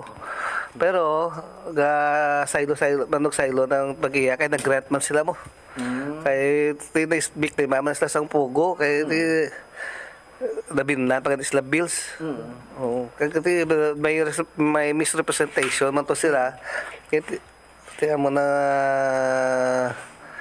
sa subok ti saylo nas lamo na sila na din ang mga gamit ni sa sulod panihalin iyan amo na niya para so, sa ano na lang kamo pull out na lang kamo man masaylo sila dire okay bali tinira na lang gid sang ano sa mga bata na sang tagiya sang pamilya gid mismo so ang ang balay do may permit manigili sa barangay no nga ano ganit terms na permit nga maparintahan last year pero do ginrenew siya or wala naman okay so are klaro na nga why na ini siya ginaparintahan wala ba okay anong rason nga do why na ginparintahan sang tigiya sir tinatudla man to agyan na din agyan kasi kung may liwat no gasala man budlay man okay so anong sini may mga nagasinulod kuno may nagamba may gasulod sa lakyan so hindi na siya mga hambal nga naga-rent dire may ba mo nagahakot man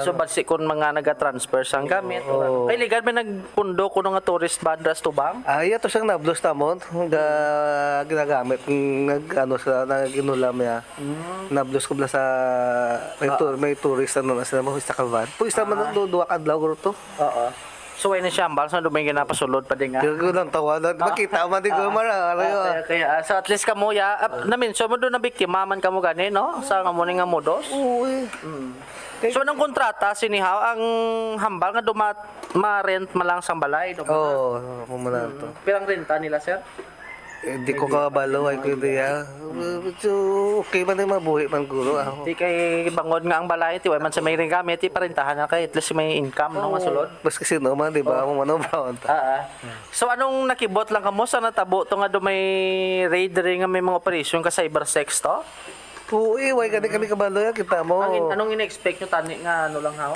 star lang sila may star lang may limit pa gani sa contract may mga limit sang ilang number of persons pagkita mo to anong reaksyon pagkita mo to sulod may mga batya ko daw wala ko wala ko idea okay so after sa natabo kay na to may mga bilin pa nga mga bills nga kamo masalo na lang na di pang bayaran kaysa mautdan ka kuryente so paano nga ay ma-monitor sang caretaker sir nga may mga mo nagaling nga operation day sulod hindi mo balaan kay wala naman na kato-katuan mo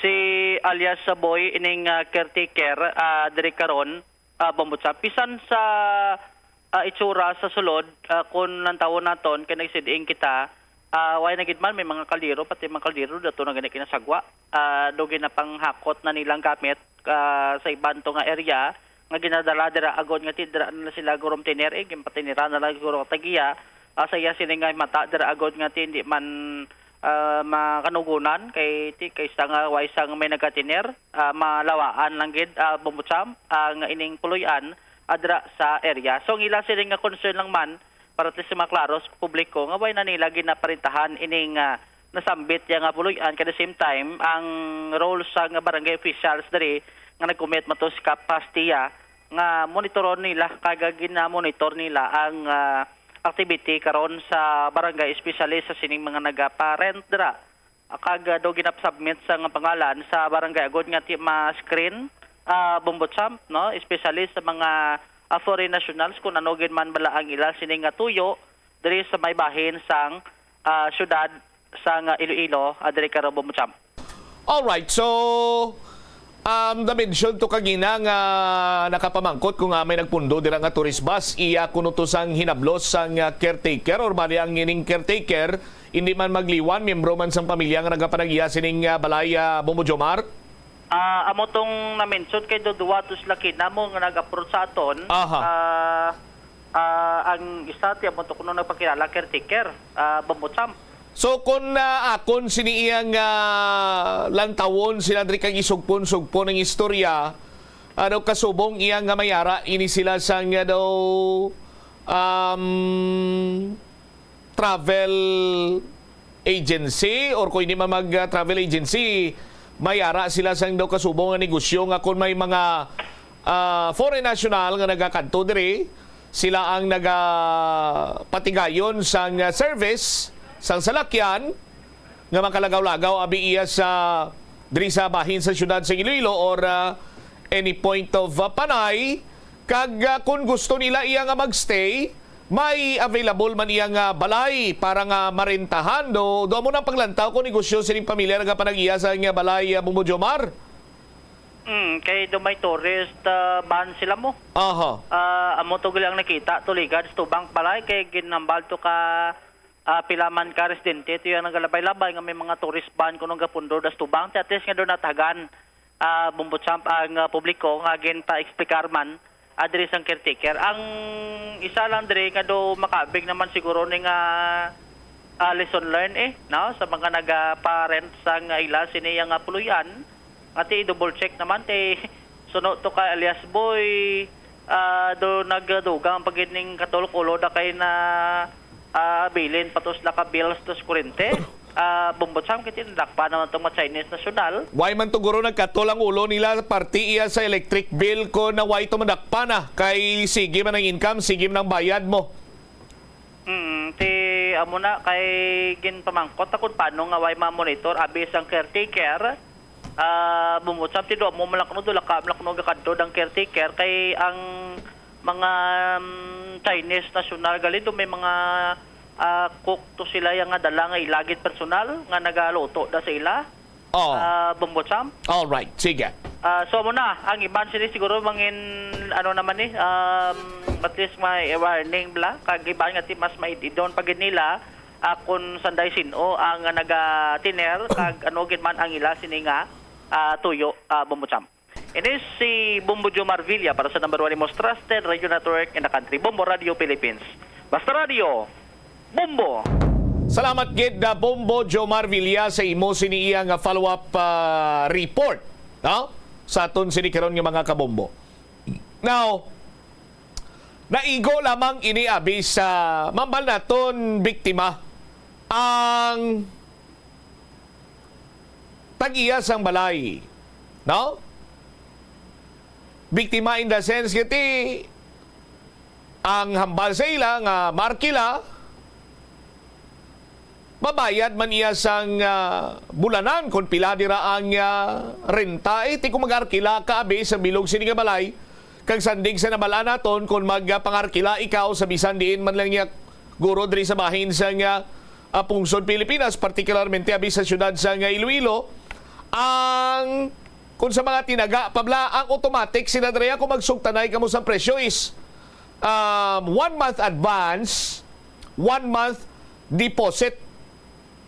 Ti kunisa, abi kabalay, sa aton sini nga mga kabumboy, hindi magkikita partikular sa mga musina, but sa aton lang sini nga estimate, mag-isa kabalay, kung na muna kadako ang balay, butang tabi, pati ang kuryente.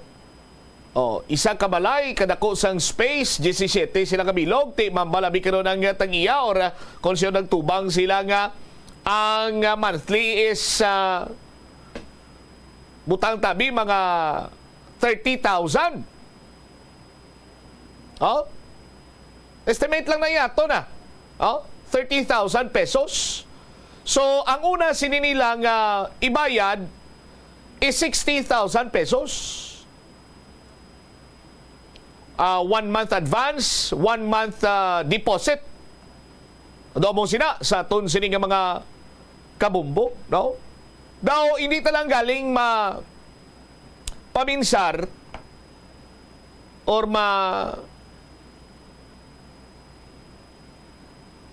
sulod abi sa paminsaro naton nga way gid regular nga pag-check up o pag-checkyar sang caretaker. No? Kay sa nabalaan naton kalabanan sini nga mga boarding house. Pinakalawig na gid nga gina-check ang area o ang balay nga ginaparentahan is weekly or monthly abi sa aton sini nga mga kabumbo.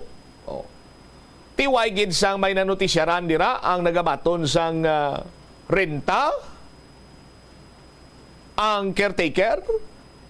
Oh, granting for the sake of discussion, pabingati, bisan ng bayranay, ginapaagi lang bisa bangko, pero tining mga Chinese national na tukiban, nga ini sila banwa, ang mga illegal alien. Oh. Why sila sa mga nagakigo, sila nga dokumento gud magtiner sa malawig diri sa syudad sa Iloilo sa pungsod Pilipinas? Hindi man niya abi mambal naton partikular ang caretaker o ang tag-iya nga do kadamo sila sang gadget nga ginapasulo daw. Kaya ti siyempre sa pag-istoryanay sa negosasyon nga ti mabutang kami diri sang pila ka unit sang personal computer kay amon sining himuon namon, amon ning amon sining trabaho, so on and so forth, no? Ibisan pa paano nagapati kita nga may ideya ang nakatransaksyon sa pagrenta sinang balay. Ugaling, amo naman siniyang punto. Nga abi magsagad ka pa kareklamo, nga abi magsagad ka pa kapinanghusisa, kung nagabayad malang. Say maswid sa natukiban sa pila ka mga lugar diri sa palibot sa pungsod Pilipinas, may kantanan sa mga duta nga ginatamnan nga mayara sang ginapahayag abi karon ti nagapatigayon nga makarenta dira sa isa ka lugar agud iya nga or sa duta agud nga himuon nga talaumahan, no? Ti mambalang farmer nga 80,000 or 80,000 to 100,000 per hektar. Ti mahulat na lang tayo kada bulan. Sila na lang tayo pananom. Why pakita ka budlay? Ti daw mo amo man na subong sa aton sini nga mga kabumbo. Ang punto sinadiraban, waway naman lang siguro nagsagad ka pinanghusisa ang tagiya o ang caretaker kay nagabayad man. Oh? Dito na lang kagya natukiban nila nga ti nag-engage na gali sa illegal activities such as human trafficking and cyber sex operations. Ang mga Chinese national nga ini. Timayo gani kay na mutikan sang kapulisan kagagin pang dakop ini sila sa aton sini nga mga kabumbo. Oh. Pero sa gihapon ang pagsulod sining mga Chinese national ang wala iya sa supervision o responsibilidad sa aton kapulisan. Yara inaya sa Bureau of Immigration. Sila na dra iya ang nagakadapat sini nga mag-istrikto hilabi pa sa mga dumuluong. Katulad man bala sa pagka-istrikto sang iban sini nga pungsod. Nga kung may magpadulong sila siniya nga mga foreign national to, ginahusisa, ginila tudo. Kung kulang-kulang lang niya dokumento mo, hindi ka tukslod sila sining pungsod. Oh. Tiyang pamangkot sini paano nakasulod ang 17 ka mga undocumented sini nga mga Chinese national diri iya sa bahin sang pungsod Pilipinas, partikularmente sa syudad sang Iloilo. Ano ay ginpanghusisa mayon sa Bureau of Immigration ini?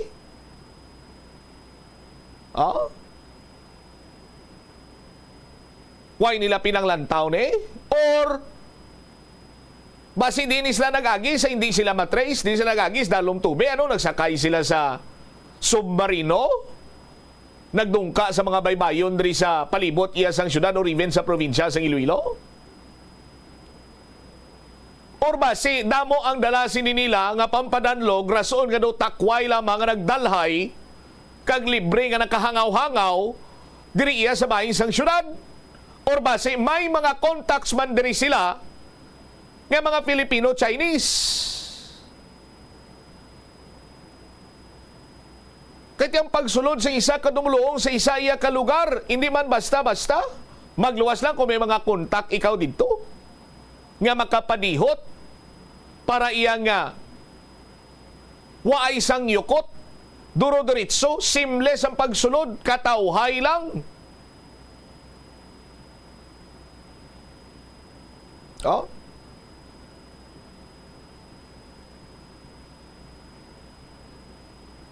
Ti dapat ang Bureau of Immigration sinadri banwa ang magapathag kag magplastar sa kunanong ila siniya ginahimo sa tagsa kamay mga foreign national diri iya sa pungsod na Pilipinas, partikularmente sa bahin na bikaron sa Bureau of Immigration 6 nga nakasakop sa syudad sang Iloilo.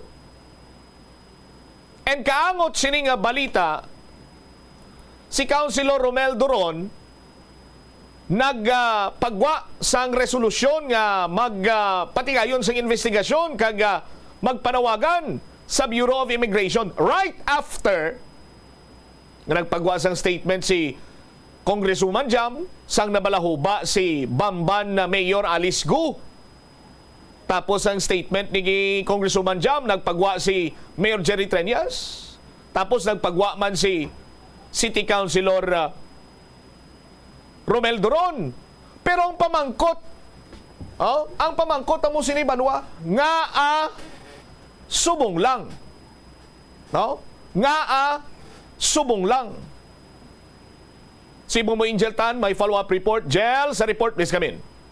Nagapati diri Bombot Siam si Iloilo City Councilor Romel Duron nga dapat patiman ang mga container vans nga nagasurod diri sa syudad sa Iloilo ang pagabantayan kadungan ini siya sa operasyon man sa subong sang port o kung bag-o nga port sa interview diri sang Bombo Radio kay Councilor Dron Bombot Siam iyang pahayag nga kadungan sa operation sa subong sang bag-o nga nag-take over ang isang port sa syudad kag padayon nga pagsulod sa mga goods halin sa iba niya pungsod ang pagbantay kung legal ini ang unod sang mga container vans. Sa konsihal ang pamangkot bagi diri Bombot Siam ay nakapreparara ang Bureau of Customs sa pagchekyar kapag bantay kung legal o kung wala sang mga smuggled goods ang nagasulod diri sa syudad ng Iloilo kung enough bala ang ilang mga equipment para sa pagchekyar. Patag diri sang konsihal pamangkot ri Bombot Siam nga aabing nga sadto wala pa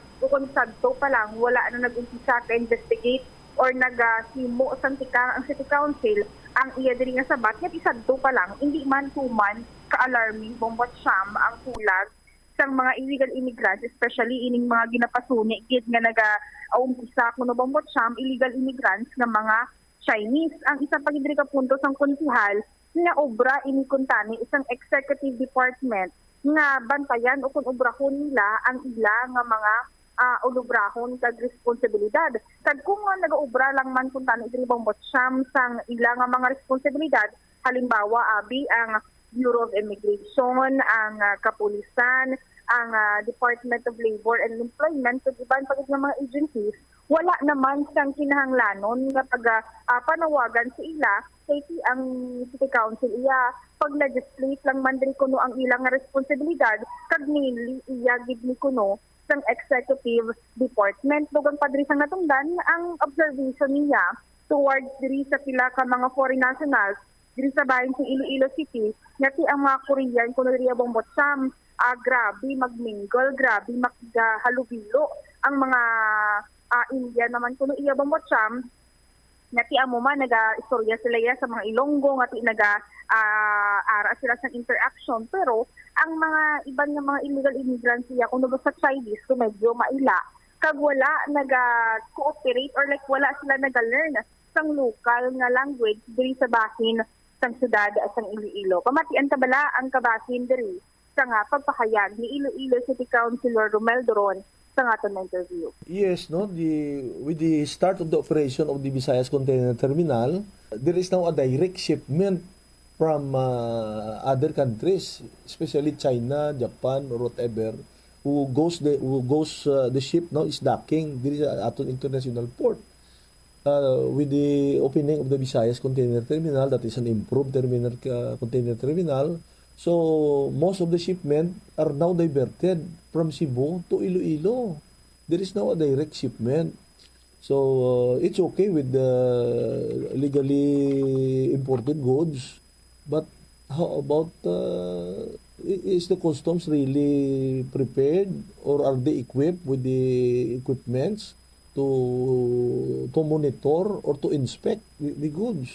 Hundreds o thousands for every shipment na pila ka bands na depende sa tonnage na isang ship mo. If the ship kung pila ka tonnage, kung hindi pila mo naka-container banda ang mga kuha nila, dito ka mudlay siguro i-check na. I do not know. That's why we will inviting also the customs kung paano nila ma-check na. No? So, bari pati mga goods daw medyo kulbaan man. Kulbaan very dangerous You know naman attitude sang nato na ako ganito ano naman. Yung mga tawag sila, mga balikbayan box na kung sa ara na datanan. Mga goods ni aside sa mga illegal immigrants bas dapat amo ning bantayan man. Bantayan man kay may mga kontraband bla. Kag ang isa sila ka-notice ka nga sa una daw jutay pa lang mga e-bike. Subong damo e-bike bla. Even the DTI should also inspect sa mga naganegosyo da. Ang LTO hindi magrehistro kay wala sang complete papers, wala sang complete documents. Di nagadamo ka baligya sa mga e-bike ko. Di na nagahalin, di ba? Di sa kadamo sila. Usually Chinese made in China, kulabanan.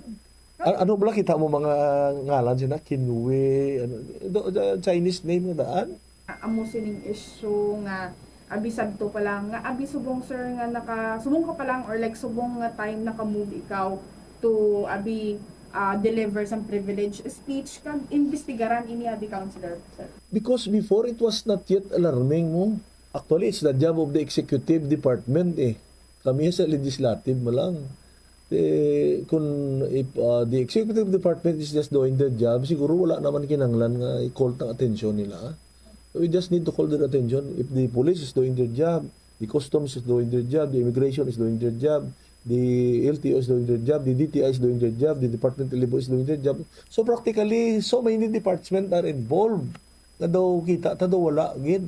May kita kabi nga may nadakpan ang labor na may Chinese national na nagaobra nga properly documented. May ara kung kita nga may pamangkot, di ka balugid mag-Ilonggo, di ka balugid magkuhan, ito ka employ sa mga Chinese stores na. So, we want to investigate kung tanawon ta. That's why I am not suspect pa lang ni ako, no? That's why we want to investigate. In aid of legislation malang kita mo. Di primarily, this is not our job.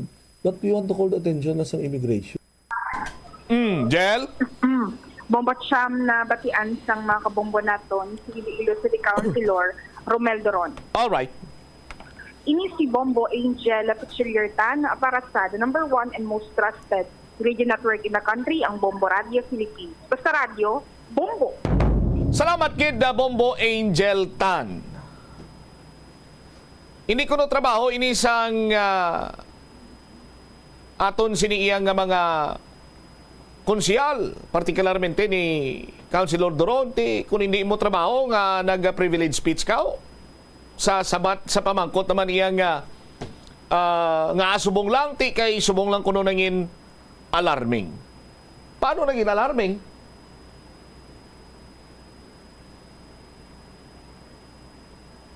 Paano? Kay napamatud-an nga ang mayor sa nga Bamban nga si Alice Go pariyo ang ila sa nga fingerprint sang Chinese national nga si Gu Huaping nangin alarming na dayon nga sang santong Nobyembre tuig 2023 17 ka mga Chinese national nga way isang mga eksakto nga dokumento ang nadakpan nga nagapatigayon sa cyber sex operation sa distrito sa Haro. Hindi ito alarming sa aton sino makabumbo. Oh. Or basi wala lang man ginatagan sang nagakigo sini nga pagtamod kay basi kung may masalapay nga mga Filipino-Chinese nga mong nagpadihot nga makasulod ring 17 ka mga kasimanwa nila agod magpatigayon sang illegal nga operasyon kag ining mga Filipino-Chinese nga mga negosyante konektado sa mga matag-as nga opisyal sa ngaton sini nga gobyerno. Subong para makapropagwapo kita. Tigurabi makalarma na. Pero sa tong tion sa nakaligan sini nga tuig hindi pa makalarma. Ang balikan si Lord Doron, ganising niya, hindi man niya mo niya trabaho kung tani mo. Trabaho niya sa executive department. Tanong bot mo silingon ka si Lord Doron, sir? Why ni ginahatagan sa nga kigo nga pagtamod sa executive department sang local chief executive ni Mayor Jerry Treñas? That is why nga bangod sa kalawlaw niya, ikaw na lang yang nagmato-mato dira nga mag-call sa atensyon, magpanawagan nga magpatigayon sa investigation to call sa mga nagkalain-lain siniiyang nga insya sang gobyerno such as the Bureau of Immigration, Bureau of Customs, Department of Trade and Industry, so on and so forth.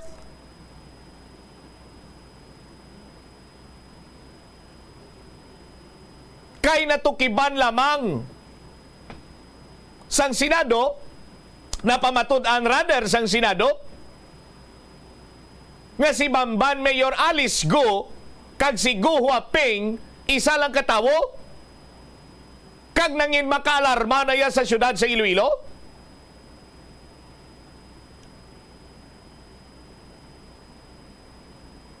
Sa putihan yung kuliabi para nga kung sa Tagalog pabla matauhan ko, mamarasmasan ko, bumukres. May kada, may pilo-pilo kada nga plungkuan. Oh.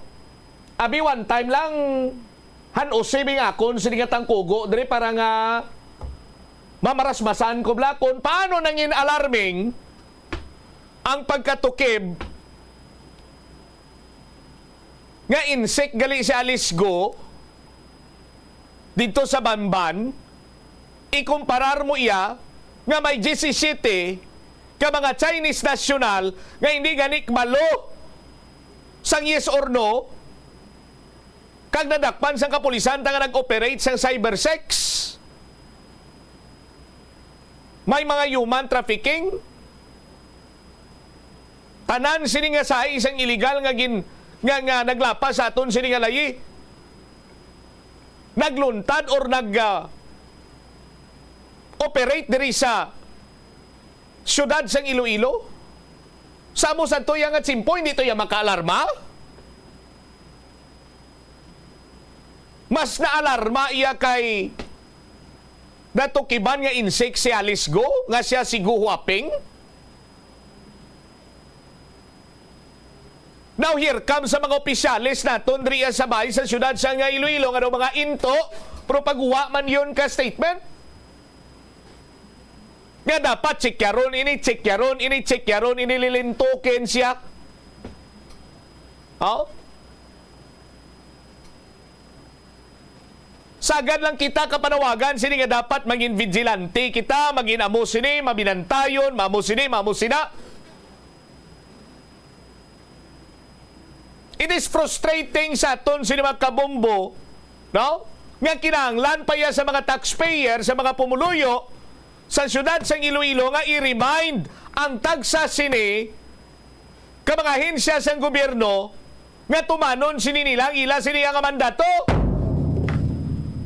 sa Bureau of Immigration to check kung bala properly documented ining mga immigrants or mga foreign national nga nagasulod rin sa aton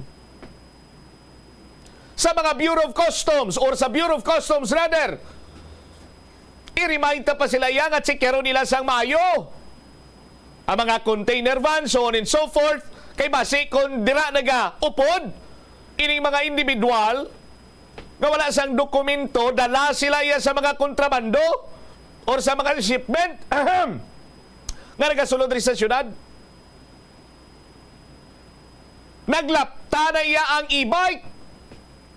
Tikinanglan pag iniyay remind sang pumuluyo sang taxpayer nga tsekyaron ini sa Department of Trade and Industry.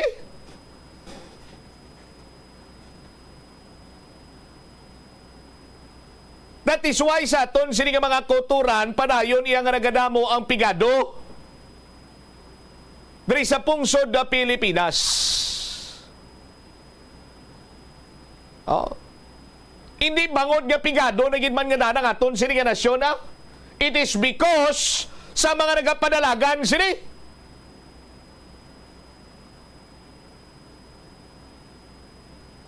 Nga una lang yang ila sini nga kasaw pahamot-hamot sa pumuluyo kung hindi man niya una lang ang kasaw, nagagwa lang ang ila sini nga pagka-responsable, nagagwa lang ila sini nga pagka-public servant kung lapit na lang ang eleksyon.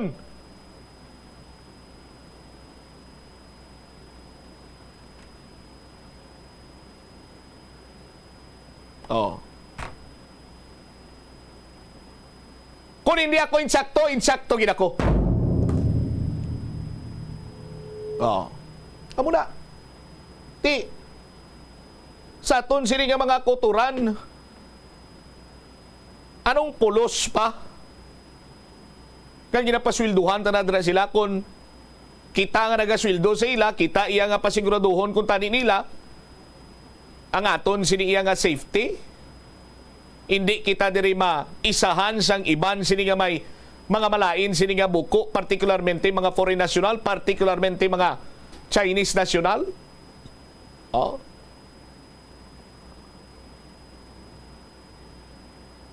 Tapos mangod gali kay sadto anay hindi pa alarming ti pabayan ta lang. Amo kung tani inaang batasan bala sang pipila ka mga Filipino ang dapat siningadulaon?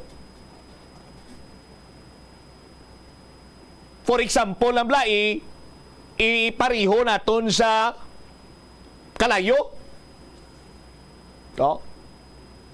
Kita kato sa dapog yung nagabaga, way naman siyang may ginasigang tor. Sigang, way naman sa may ginaluto to. Tapos na tigang, tapos na pamaluto sa nga sudan.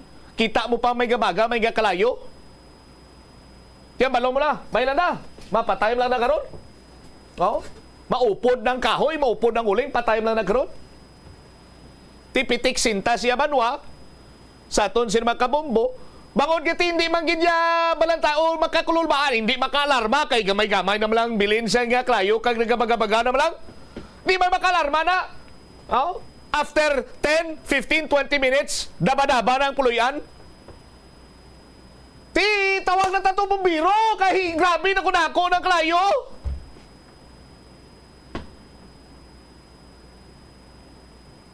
Pero tikon sa nagabaga-baga pa lang to, kay why naman ginagamit, binasyahan mo tuktubi, kung tiway ka na paligban sang sunog, tino mo man na. Oh. Sa tuanay kung tani, sa bulan sa Nobyembre sa tuig 2023, kung may main-in na nga pagpangusisa, kag may mga resolusyon, amo sini, amo santo, no?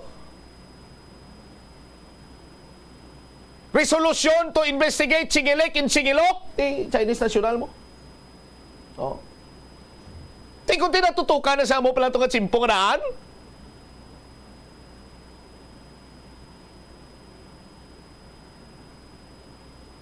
pero anay kay nahulog na iya ang bunga nga luto, nadunot kagway sa may nakapulos. Pero para nga mapuslan pa lang, bilib man ako sa ideya sa nga mga politiko nga di. Binuhi naman. Oh. Pero ti sa tuanay kung tani, kung nahimo na nila, kung ti do may impact gawa. Di ba? Yo kayuan nyo mayo inyo sining katrabaho Gapanukot kami bilang mga taxpayer di. Oh, gapanukot kami bilang iya mga taxpayer sa aton sini mga kabumbo, no, nga bisan sa sini nga mga panyimpo sa karon sini nga matinion, sini nga panyimpo karon pagid sini nga tinion Pero ang punto sila drabanwa, halos tanan mo sini nga ulag subong iya ginataksan, ginabuwisan. Oh. So ay sang hostisya nga ang mga baton sang buwis nga ginabuhin sa aton nga mga taxpayer, lunsay mga bungklok. Oh, 43 minutos ang nakaligad sa takna sini nga launa. Ari pagin ang sunod sini naton nga balita, binungklok pagino. Oh. 15 milyones ang kinahanglan sa Department of Public Works and Highways para sa third-party consultant sa Ganan Flyover. Kagaguan sa mga tao sa gobyerno kag sa kontraktor. Oh, ipapasa naman niya sa pumuluyo sa mga taxpayer. Balikan tani matapos ang pila ka importante nga mga panumdumora. Are the reason why this network is on. Digital Bombo Radio, the heartbeat of the Filipino. Yari si Bombo Gemma Torimoro, international correspondent sa Estados Unidos ng Amerika. Ma'am Gemma, taga-diin kag diri sa Iloilo? Igbaras, tigbawan kag first district. Every year ko puli, kapamati ko permis sa Bombo. Hasta maturog, ta magaga sa bugtaw, Bombo Quiapon. Kaya mo nag-remind ka natin na lin kauna, bata ka pa. Bangon bisan din man nga bahin sang kalibutan, Bombo ang ginapitik sang imudughan. Basta Radio, Bombo!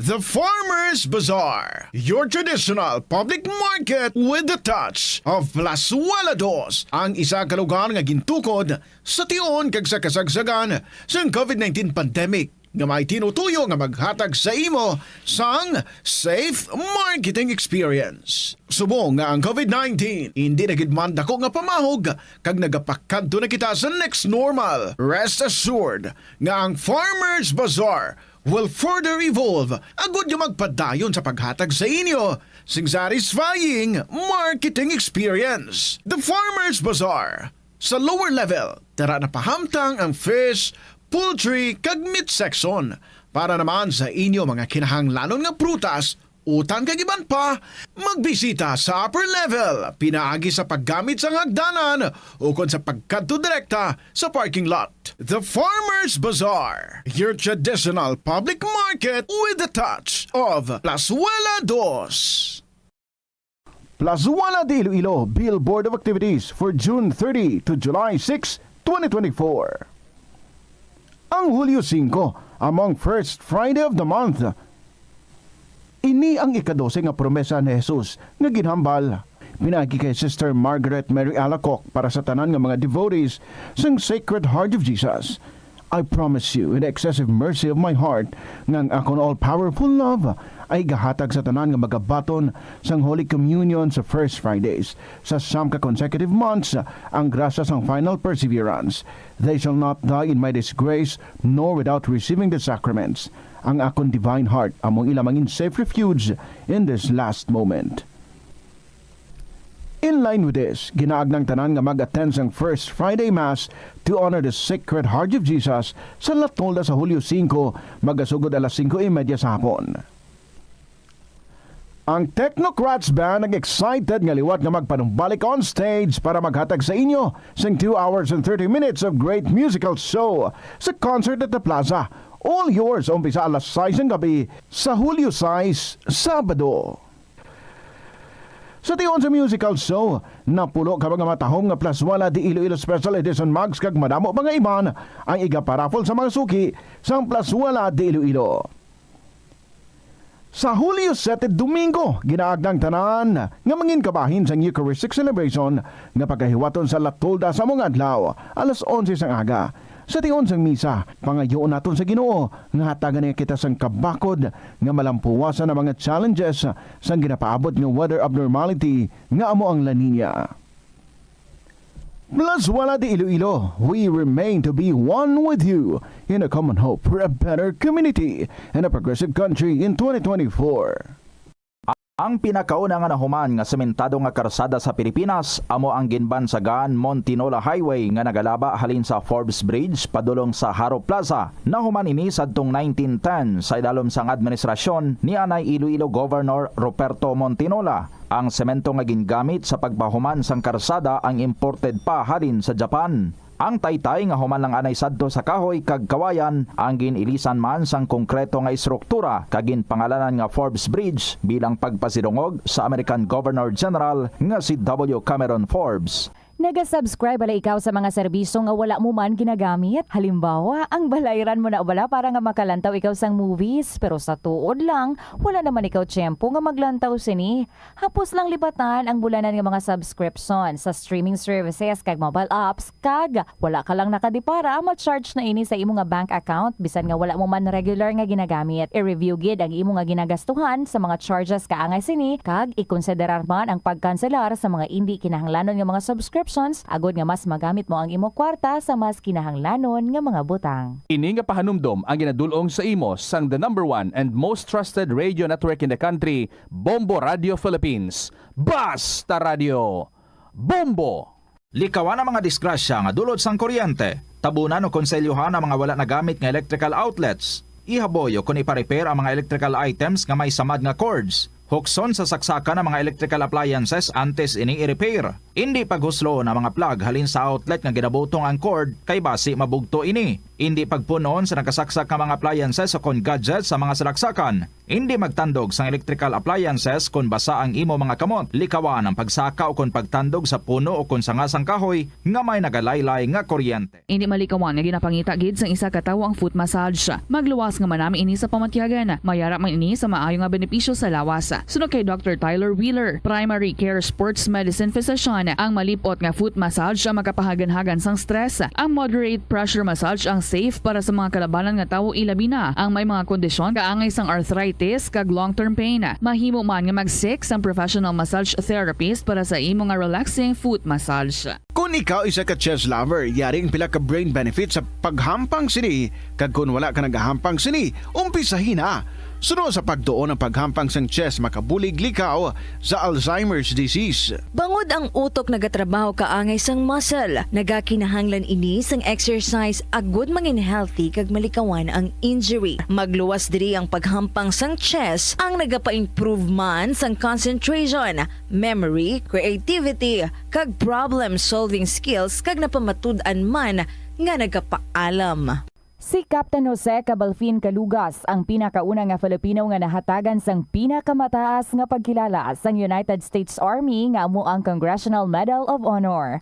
Natawo si Calugas adtong 1907 sa Leon, Iloilo kag nangin katapo sang Philippine Scouts adtong 1930. Sang naglupok ang World War II, nagserbe si Calugas bilang Master Sergeant sa 88th Field Artillery. Sa inaway sa Bataan Peninsula batok sa mga Hapones sang January 1942, nagpakita si Calugas ang tumalagsahon nga kaisog kag pagkabaganihan sa patagawayan nga nakakuha naman sang pagdayaw sang US Army rason nga ginpasidunggan siya sang Medal of Honor. Ang cabbage o kon repolyo masaming nga panakot sa aton mga linuto. Suno kay Vanessa Voltolina. Ang cabbage isa ka excellent source ng vitamin C nga importante para sa pag-maintain sang strong immune system. Ang glutamine isa ka amino acid sa cabbage, isa ka makusog nga anti-inflammatory agent nga nagabulig sa pagbuhin sang joint pain, arthritis kag allergies.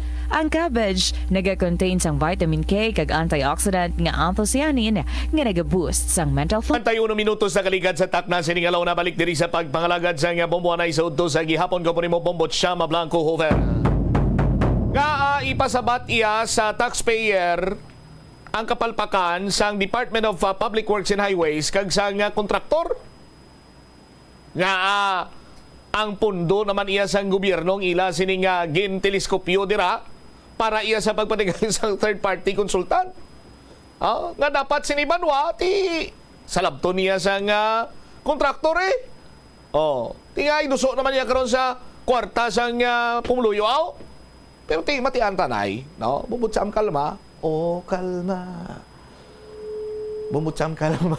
Check na si Bombo Lindsay Bade pakalma ko ni Lindsay sa report niya mo. Lindsay, sa report tapos kami.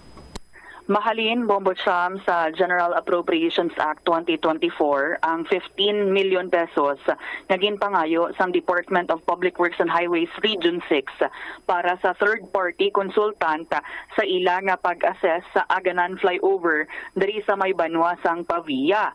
Ginpakigangutan naton si Engineer Sonny Boy Oropel, ang Regional Director sa Department of Public Works and Highways Region 6, kag iya diri nga ginpahayag nga tiiluyag maniya nga mangin mahinalungon subong bangod nga kung anong natabo sa Ungka Flyover mahimo man nga matabo sa Aganan Flyover. Ini ang rason suno sa iya Bombot Sam na tinag-request ang ahensya sang third party consultant bangod nga tinagapakita sang laing nga data ang design sa United Technology Consolidated Partnership kagti ang ining UTCP kung aton matandaan isilama ni ang consultant Bombot Cham sang ginkomisyon sa Bureau of Design sa Department of Public Works and Highways sa 680 million pesos man bala nga Ungka Flyover ti sila man ni ang ang ginkuha man sa Bureau of Design sa DPWH nga magkomisyon para sa detailed engineering design sang Aganan Flyover. Dugang padarinon ni Director Oropel mayara sang tubtob Hulyo 9, July 9 ang prospective nga bidders agud nga ti magpasa sang ila nga nagakaigo nga dokumento kay tinag-umpisa ni sila sang ila nga pagbaton sang application kag ti documents sang June 28. So sa idalom ni sang bidding contract kung sino man yang mapilian nga third party consultant ang ining consulting firm sila ni Bombot Sam ang ma-evaluate sang investigation sa structure sang Aganan Flyover lakip ng material testing kag structural analysis. Kung kinahanglanon pagid Bombot Sam ginalauman man nga ti sila man ang magahatag sang immediate binungatikang para nga ti malikawan kung ano man ang matabo dira no sa may Aganan Flyover kiti kita ta man dira subong wala na dira ginakaayo kay naga-focus ang DPWH subong sa bahin sang Ungka Flyover which is 65% naman nga natapos ang phase 1 for the rectification.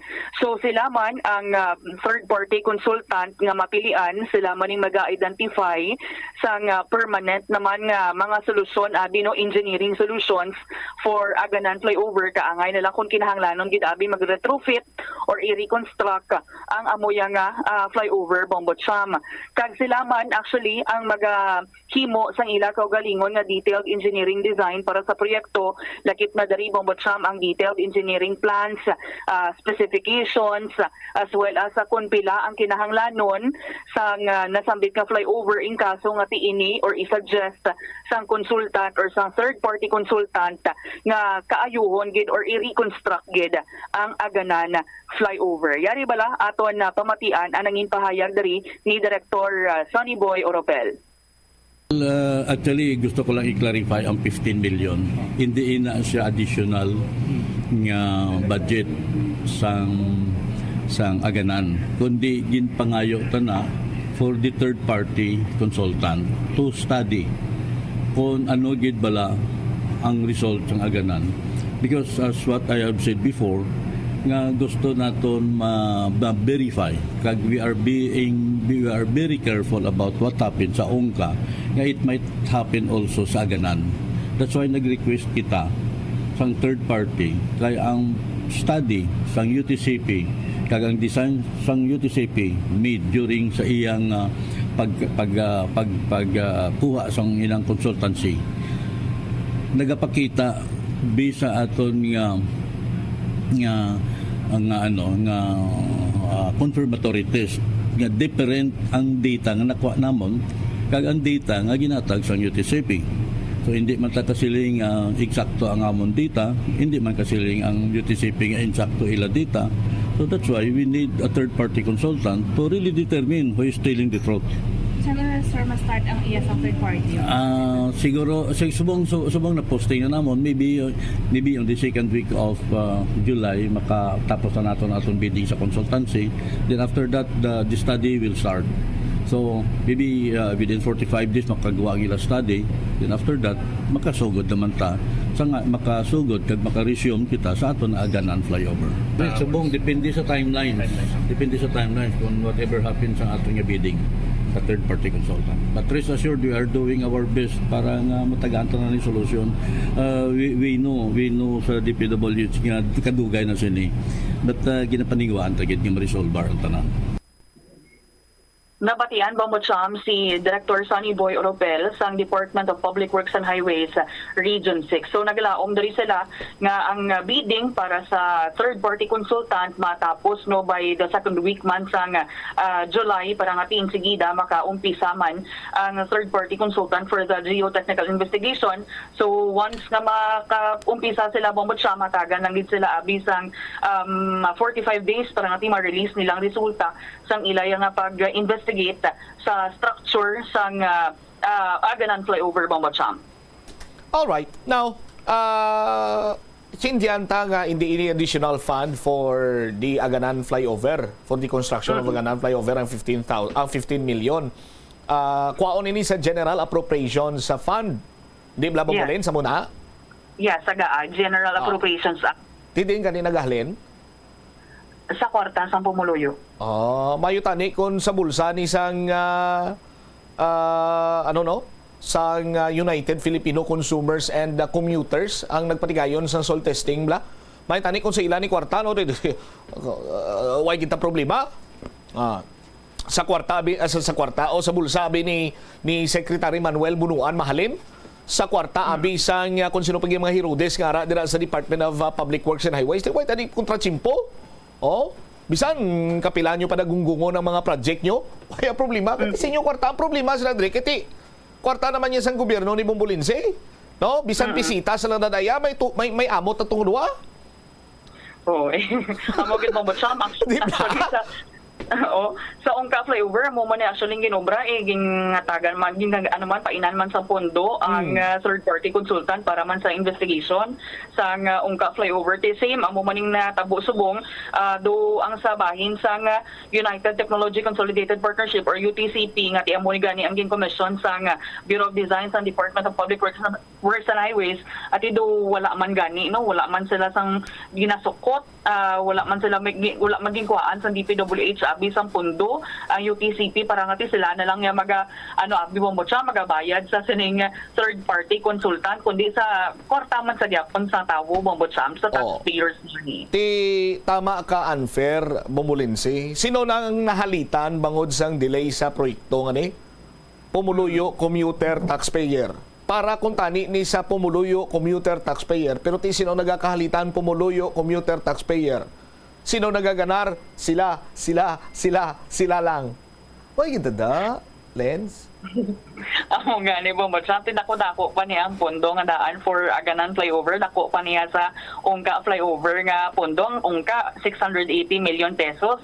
Ang bahin sa aganan flyover masobra 800 million pesos nga daan kay 4-lane iniya nga flyover Bongbot Samo para manikuntani nga ma-decongest bala ang ang aton nga traffic Bongbot Sam galing kay sa subong man sa gyapon ang traffic man sa gyapon kay pundo malang grabe wala namang ginakayo ang aganan flyover pero hopefully kung si Engineer Oropel pa pasalig nga ginahimo man tingwaan man kuno subong sa DPWH sa iyang lideratong paghatag sa solusyon sa aganan kag sa ungka Bongbot Sam. Nanalo man lang niya si Engineer Saniboy Oropel. Why niya di isang sala si Engineer Saniboy Oropel? Pasalamatan pa sa gani kay kon hingyo kita sa interview of which kabahin man sa ngiyar nga responsibilidad ginatungdan niya kag why siya pamalibad magluwas lang abi kundo lang alang gid siyempre sindihan tama na pero kung anytime nga maghingyo kita sa interview kay Engineer Oropel gasabat man siya hindi katulad sa mga previous regional director nga kinahanglan mo pa magsindi sa pito nga pula nga kandila, pito ka itom nga kandila, pito ka puti nga kandila sa tawag siya gani sa lunok para lamang magpa-interview ang regional director or ihawan mo pa baboy nga itom. Para nga magpa-interview lamang sila pero si Engineer Saniboy Oropel basta nga may nugsabat lang pa-interview gid. Kung isa bisan way na inugsabat para nga makaplastar lamang kung baga pa bala matagan man sa hustisya mga taxpayer nga nagkarabuslot nagkarabuslot ng bulsa nagulusmod ang pangabuhi bangod sang bungklok nga klase sang proyekto nga sus Maria kagusip po ano na lang kita sinadriyaman bumulinse. Amo gani Bongbot Sam bisan pa paano tiga sabat man niya sa aton si RDR sa Regional Director Oropel unlike sa iban mayo na nga mathagan man kag matagan gid is for transparency man bala mathagan man ang aton nga mga pumuluyo nga tinagahulat-hulat man kuntani sa pagkaayo sa sining duha ka mga flyovers diri sa aton sa Iloilo Bongbot Sam. All right. Bumbulen sa gani mabukas kuno to ang ungka flyover? Ang ungka flyover ginalantaw darino hopefully suno kay Engineer Oropel mga November 2024 Bongbot Sam. Tinga hopefully pa kay kun matapos na Bongbot Sam ang phase 2 kay phase 1 65% pa lang ang rectification nga rectification nga ginahimo may phase 2 pa so if ever nga matapos siya by phase by phase gali ni Bumbulens? Yes, so gamiton ko ang mga tinaga sa mga punong barangay bala nga kuno ang multi-purpose building nila delayed gamiton ko mga tinaga nila sistema ni nga mga PIS 1, PIS 2 pa ni mga PIS naman tapat yan umano na yun nilaya At kinanglan pa niya Bongbot Sam by phases niya ang sabahin sang ungka flyover hindi mo niya insigida magkaayo lang sa isa lang abi kapag kaayo kay tikinanglan sa dako nga pondo diri Bongbot Sam. So sa accomplishment pa lang sa rectification for the phase 1 65% hopefully suno kay Engineer Saniboy Oropel by by July 30 matapos na ni ang jet grouting sang phase 1 makumpisa sila diyon sang phase 2 so kung matapos ang phase 2 by second week sang August makumpleto by October ang ining nila pagpatigayon sang jet grouting ang opening possible for full capacity na sang ungka flyover ang 4 lanes gidara bala magamit Bongbot Sam November 2024. Mapusta ko Kung mabuksan ang ungka flyover by November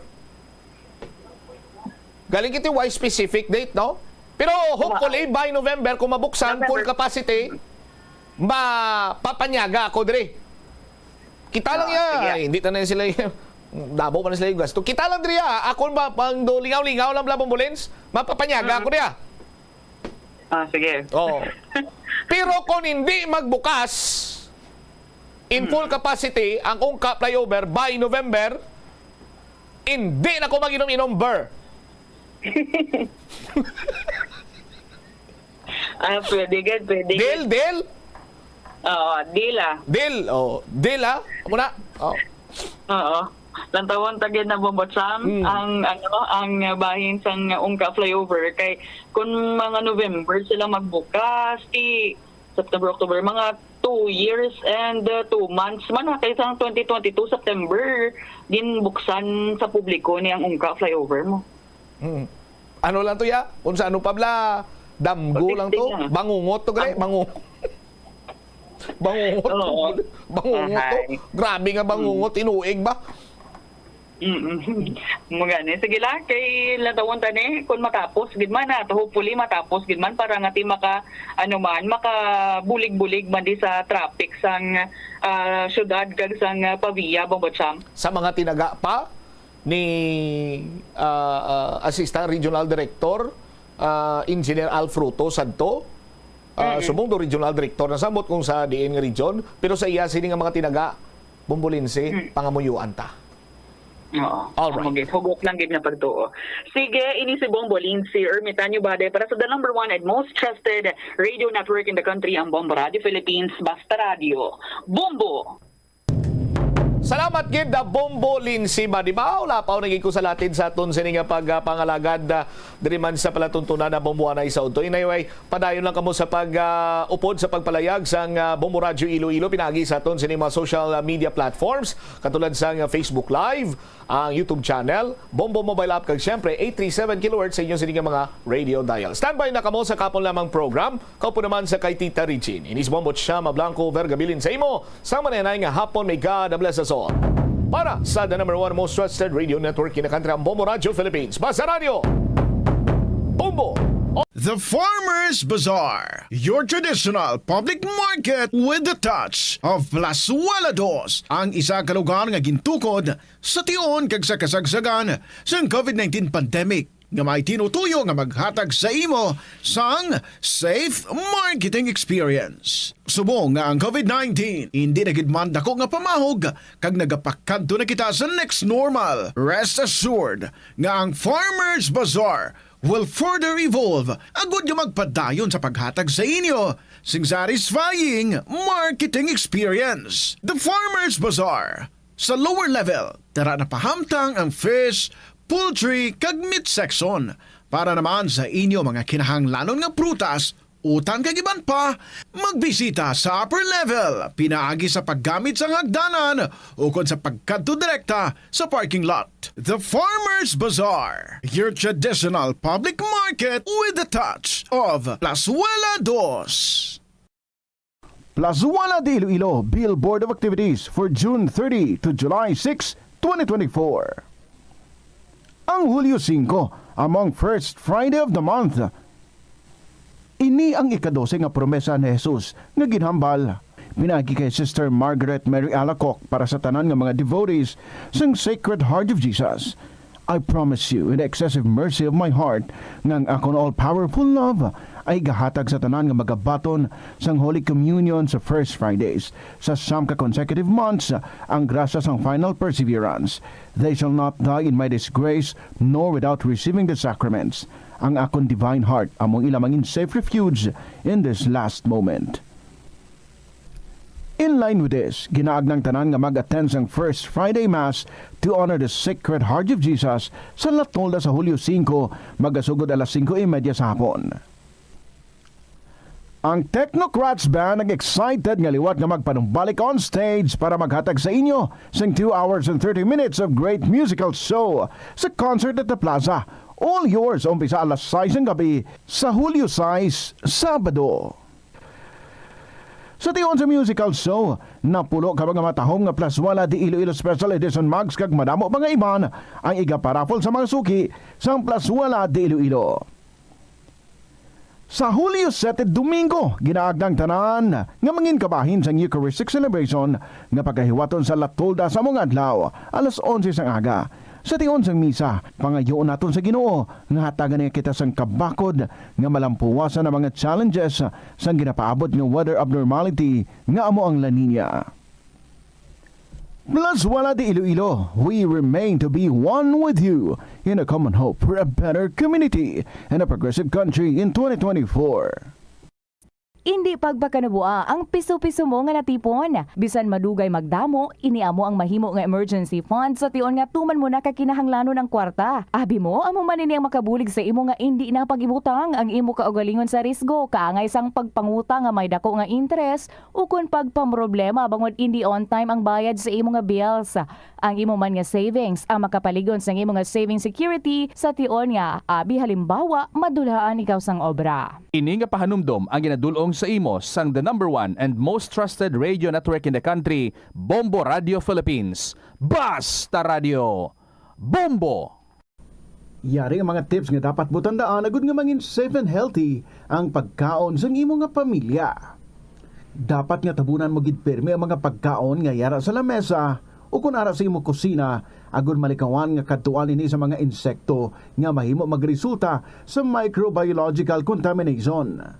Gilayon nga ihabuoy ang mga napanos na nga mga pagkaon o kung ang ginasuspetsahan mo nga malapit na lang mapanos nga pagkaon.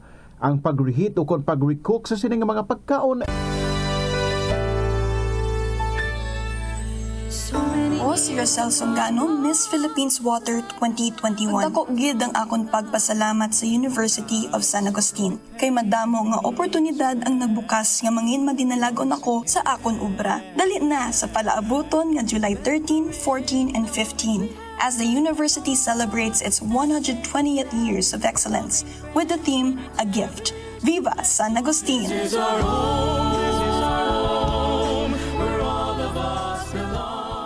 Ang kasubo kag depresyon ang hindi pareho nga balatyagon. Ang depresyon ang hindi gulpiyada lang nga nagakatabo sa isa ka tawo. Masami man nga ginakabig sa mga tawo nga depressed ini bangod sa kasubo nga nagakabatyagan. Ang kasubo temporaryo lang nga nagakabatyagan sang tawo kag masami nagadugay sang pilalang kaadlaw. Samtang makabig naman nga nag-experience ikaw sang depresyon kung masobre na sa 3 ka bulan nga nagabatyag ikaw sang kasubo. Importante nga mahibaluan ang mga naga-trigger sa nga mga balatyagon agud nga mahibaluan kung paano ini nga bulngon. Yari ang mga importante kag praktikal nga mga pamaagi agud makakinot sang tubig. Sa kusina, magamit sang yahong o kon labador sa paghugas sang mga ulutanon o kon prutas. Magdesignar sang baso o kon water bottle agud gamiton sa bilog nga adlaw agud indi magsigi panghugas sini kada matapos ang pag-inom.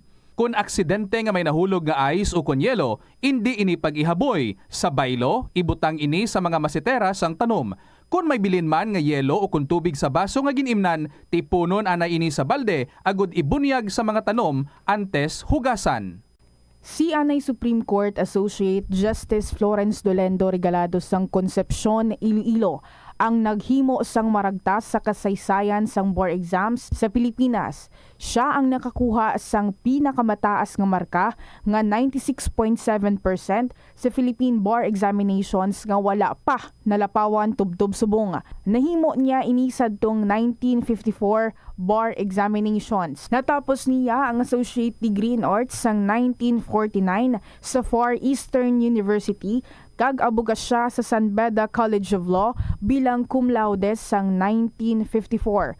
Nagtuon man siya sang Master of Law sa University of Michigan nga natapos niya sang 1963 bilang isa ka Dewitt Scholar. Magluwas nga nangintanyag nga propesor sa sulod sang 30 anyos, nakilala man si Regalado nga eksperto sa patag sang criminal law. Yari ang mga simple nga paagi agon makakinot sang tubig. Kaayuha ang mga taga sa tubo o kon hose. Indi tanan nga taga sa mahapos kagilayon nga makita tungod ang mga tubo o kon hose ang nakalubong sa duta o kon semento nga bahin sang balay. Kung magsigi ang mga tagas nga ini, mahimo nga magalabot sa 10,000 ka litro sang tubig ang mausik sa isa ka tuig. Maggamit sang leak detection tool o kon magkonsulta sa mga eksperto kung may pagpangduwa-duwa nga may tagas sa mga tubo sang tubig agod ini gilayon nga makaayo.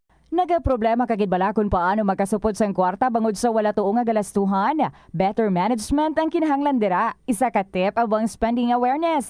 Magamit sang money management app o kung pwede man nga malista mo agud nga ma-track o kung masundan mo ang imo gasto sa nagkalain-lain nga kategorya.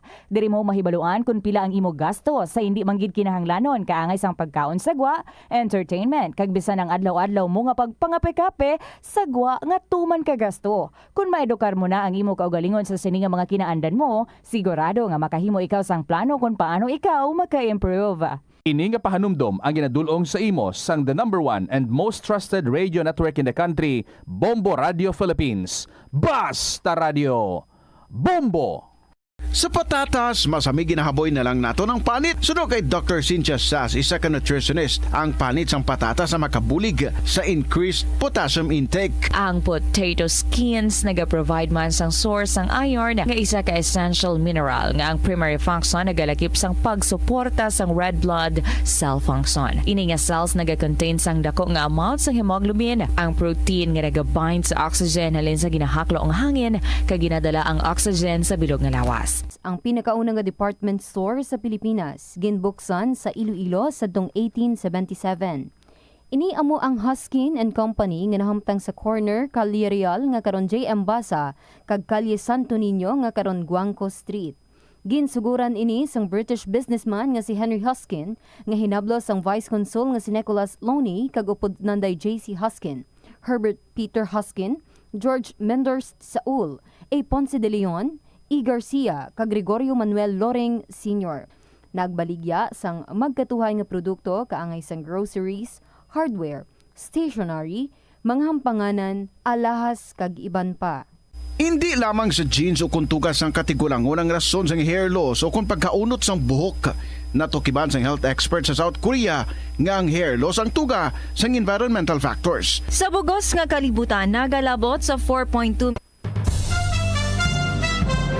Ito ang Bombo Radio Philippines. Fully digitalized. Numero 1 sa balita, komentaryo, drama at serbisyo publiko. Bombo Radio Philippines. Bombo Radio Philippines. Ang inyong #1 at most trusted radio network in the country. Basta Radio Bombo! Hello, good afternoon, kids. Sa inyo tanan, this is Tita Regine. Welcome sa kahapon lamang program. First Friday of the month, July 5, 2024. Pasado alas 2 na, alas 2:17 to be exact. So ano na ginahimo ninyo dira? Naka-power nap na kamo? Or yung iban siguro manog-power nap pa lang, no? Ang iban nakapanyaga na. Kumusta man? Daw busog man. Kalabanan sa aton nga mga workers dira na lang sa office nagakaon or ni gani manaog na lang no dira sa mga karinderya tiyang iba ng mga nakaluwag-luwag pwede man sa fast food diba. But anyway diin mga kamusubong nga bahin sa kalibutan ginapasalamatan ko gid kamo if you are tuning in to this program. Salamat gid, welcome sa kahapon lamang program today. Maga-enjoy kita sa mga istorya that would be unfolded right before your ears, right before your eyes. Gani, ready lang kamo dira and also be ready man kung na-inspire na kamo da kag willing-willing na gid, no? Gusto-gusto nyo na gid nga magpadala man kay mag-share sa inyong mga istorya. Very good, go na! Sige, write your stories and then i-email sa bombo_iloilo@bomboradio.info or pwede man kung ginsulat, ipadala na dayon sa kahapon lamang program DYFM, Bombo Radio Iloilo, Sky City Tower, Mapa Street, Iloilo City. Last call sa kay Miss Independent ang aton nga mangin interviewee tomorrow. I hope you can be here before 2 o'clock ha, sa hapon, madam. Ari ka na lang diri sa station bago mag alas 2, bit-bit mo na ang imong pa-Xerox nga ID mo, 2 copies ina. Miss Independent, I'm looking forward sa ating pag-istoryahanay tomorrow. So here goes our song for you for today, mga kabombo. Here's Ed Gabdo, Miraflor Jr. and Jasmine Gataslao. I welcome you all. That is a kahapon lamang program. You're with Tita Regine with the song Someday When I Am King. Good afternoon.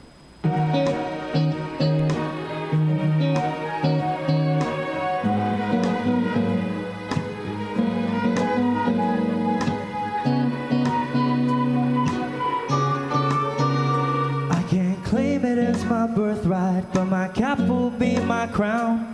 The broom will be my scepter, and the stool will be my throne. The doves will be the horses with the prince and princess of her own.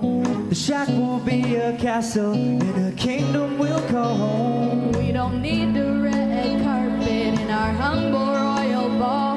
We'll be rulers in our slippers, dancing dancing in our wooden floor. In our simple regal banquet, let's forget the silver spoon. Promise I will cook your favorite and we'll dine under the moon.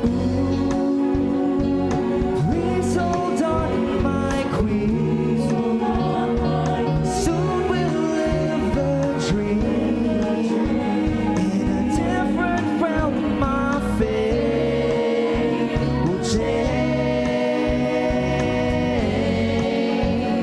It's more than just pretend. 'Cause in our hearts don't bend. You and I will reign someday when I am king. We don't need a bed of roses, the curtain is a purple robe. My arms will be your mattress, I'm your blanket from the cold. In our rags we'll look majestic as we lord our little world. Our love will be our treasure, more than all the pearls and gold. We have fought so many battles to earn a palace in the sky. You have been my shield, my armor, and you never left my side. Now it's only fair, my lady, that I will give you the life, the one that you deserve, and the one that we're deprived. Ooh, please hold on, my king. Soon we'll live the dream. In a different realm, my fate will change. It's more than just pretend. 'Cause in our hearts domain, you and I will reign someday when I am queen.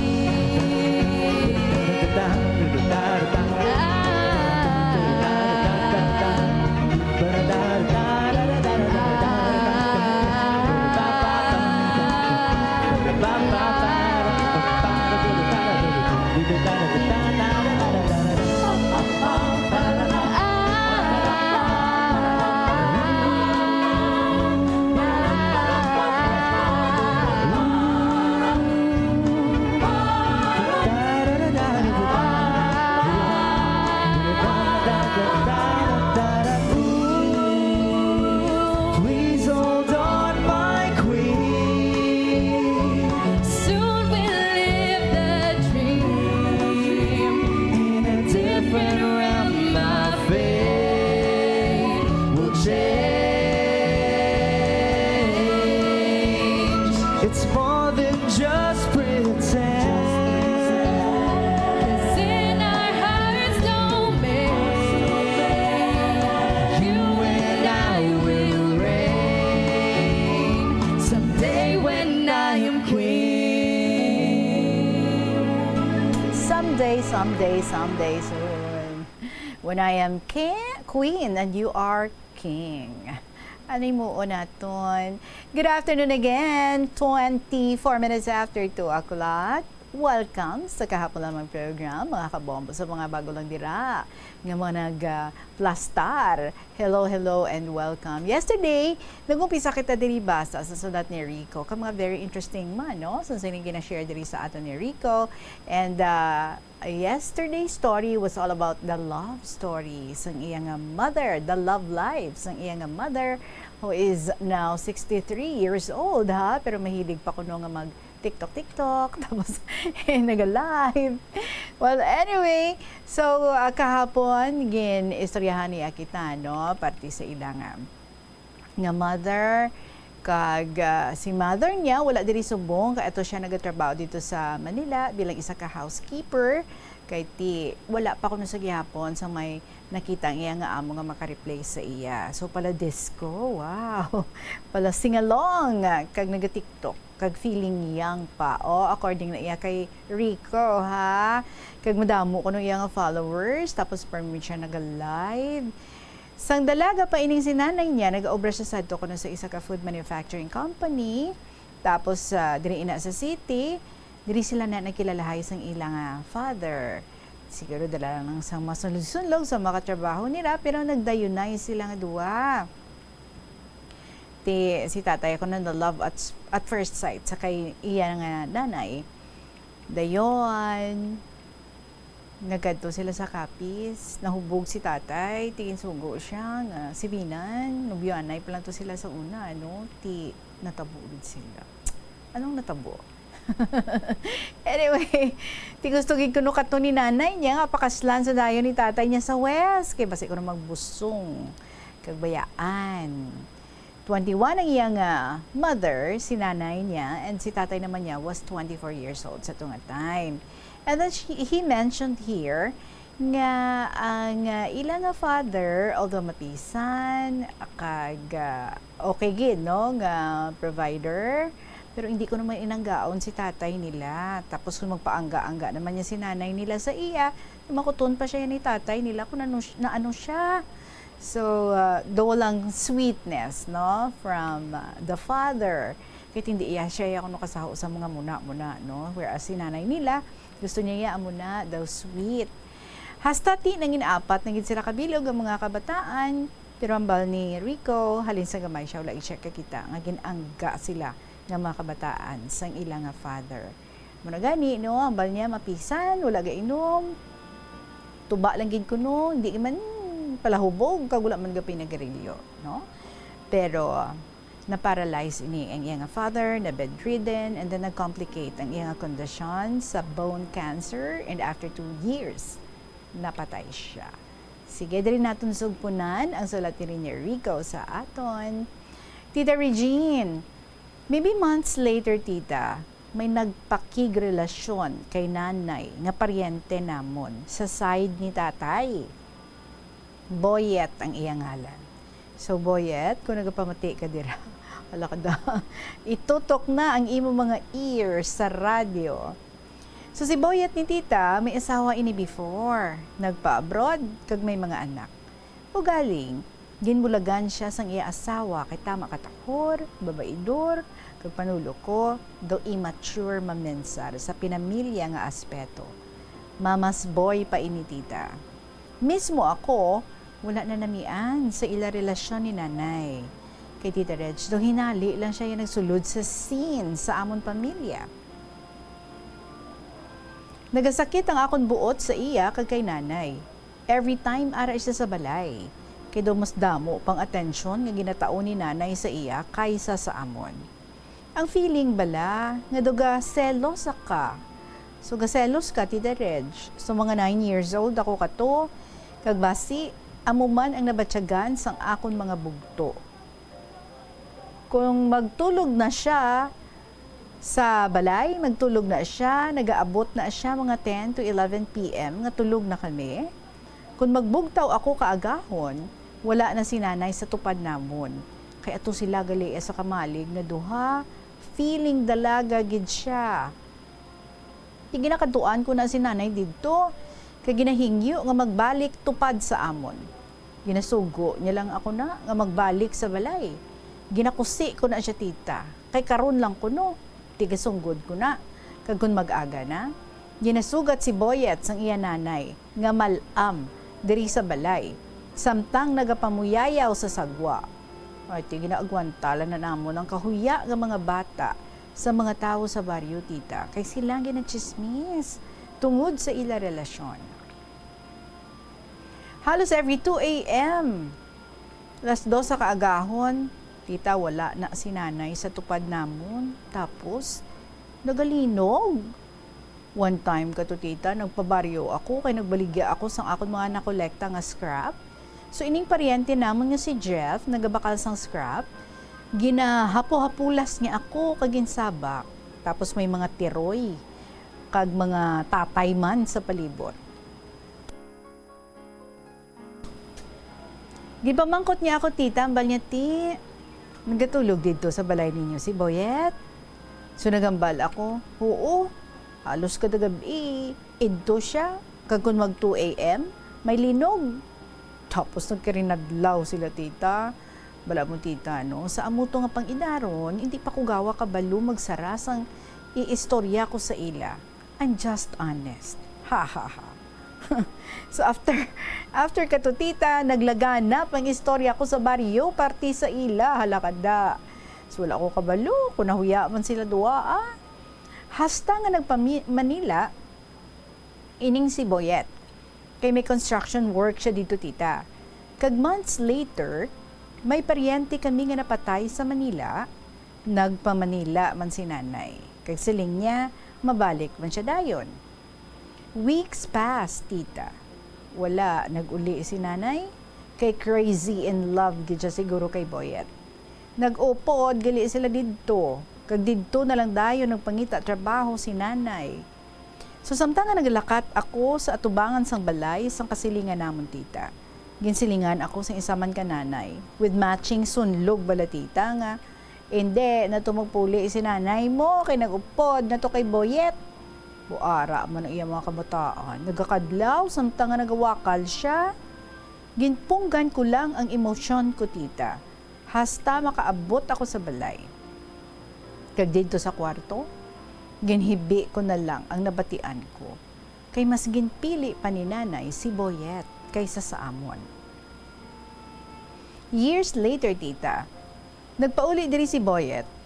Wala man na siya nagkakadto sa balay kung wala diri si nanay. Kay to SEX lang ang habol niya kay nanay. Do wala, ginamon mabatsyagi ang iya pagkatatay. Kung wala diri si nanay, kapang babae na siya sa sugalan, kagdamo ang nakakita, kag ginasugid nila kay nanay sa Manila. Si nanay nagatawag na sa akon nga nagahibi kung si Boyet ang amon nga topic, tungod sa iya nga pang babae. Nagapamati lang na ako tita sa iya, kag wala may ginatugda sa iya. At the back of my mind, choice mo na eh. Choice mo na. So wala ko man na siya ginabasol tita tungod sa amo sina nga butang. So eventually, after 12 years, nagpakigbulag si nanay sa iya. Kay wala na kuno pag-asa magbago. At the stage of their breakup, tita, may nakilala naman si nanay sa TikTok nga tawgon lang naton kay Dexter. So Dexter ha, kung ara ka dira, magpamati ka. Abaho kapag punto ka gidya. So 30 years old ni siya tita, kag nangin sila sa ulihi. Wala naman ako sa feeling of jealousy sa attention ni nanay sa bago niya nga boyfriend tita. Gidako naman ako kag nasanay naman. Malambing siya kuno tita kag sweet. Ginabaklan siya sa mga bayo, undies, sapatos, kag bag nga wala niya maaguman kay Boyet. Every day off nila tita, nagalagaw sila, nagabakal sa mga couple t-shirts. Wow, kag nagasing along sa mga balay sang kilala nila. As time goes by, tita, kisa may mga di pagkakaintindihan man sila nga duha, which is typical man sa isa ka relationship. After 2 years, tita nagaduda na si nanay sa iya, kay daw may something nga ginatago si Dexter. Permi lang siya kuno busy. Kag wala na tayo mag-reply sa mga chats and calls ni nanay. Ang tawag bala nga girl's instinct, tita. Women's instinct. Ambot kong tuod ni. Months later, tita, ginako gid man ni Dexter paagi sa chat nga may other woman siya. Katrabaho niya. All this man, kaangay kay nanay.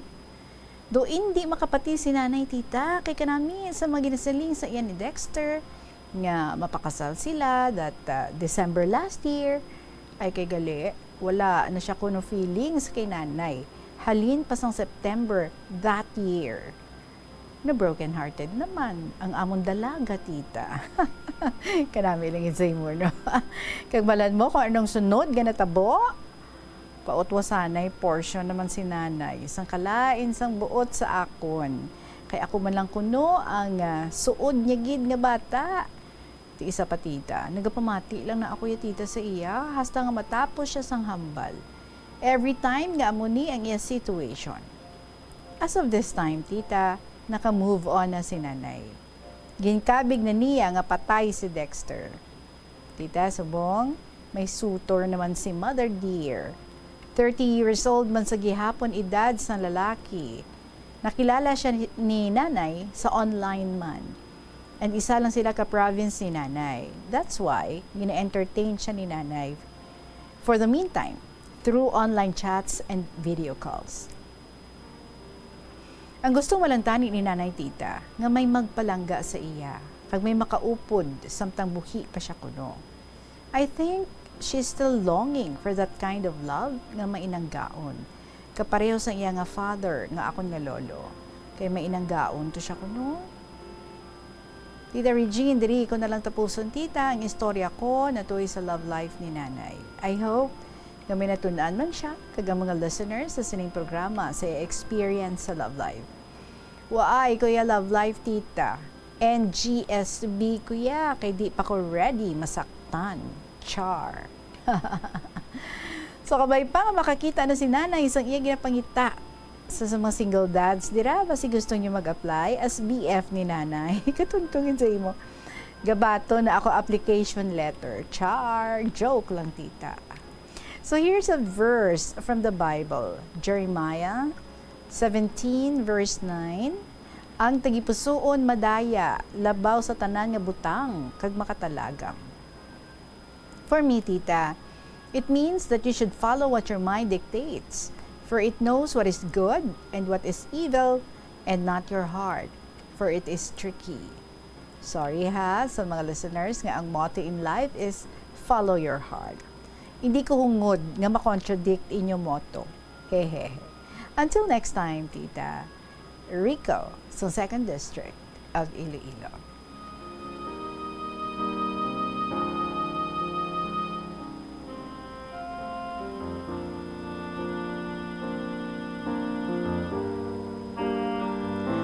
No wonder nga ti ikaw lang ang hingahan ng loob sang imo nga mother.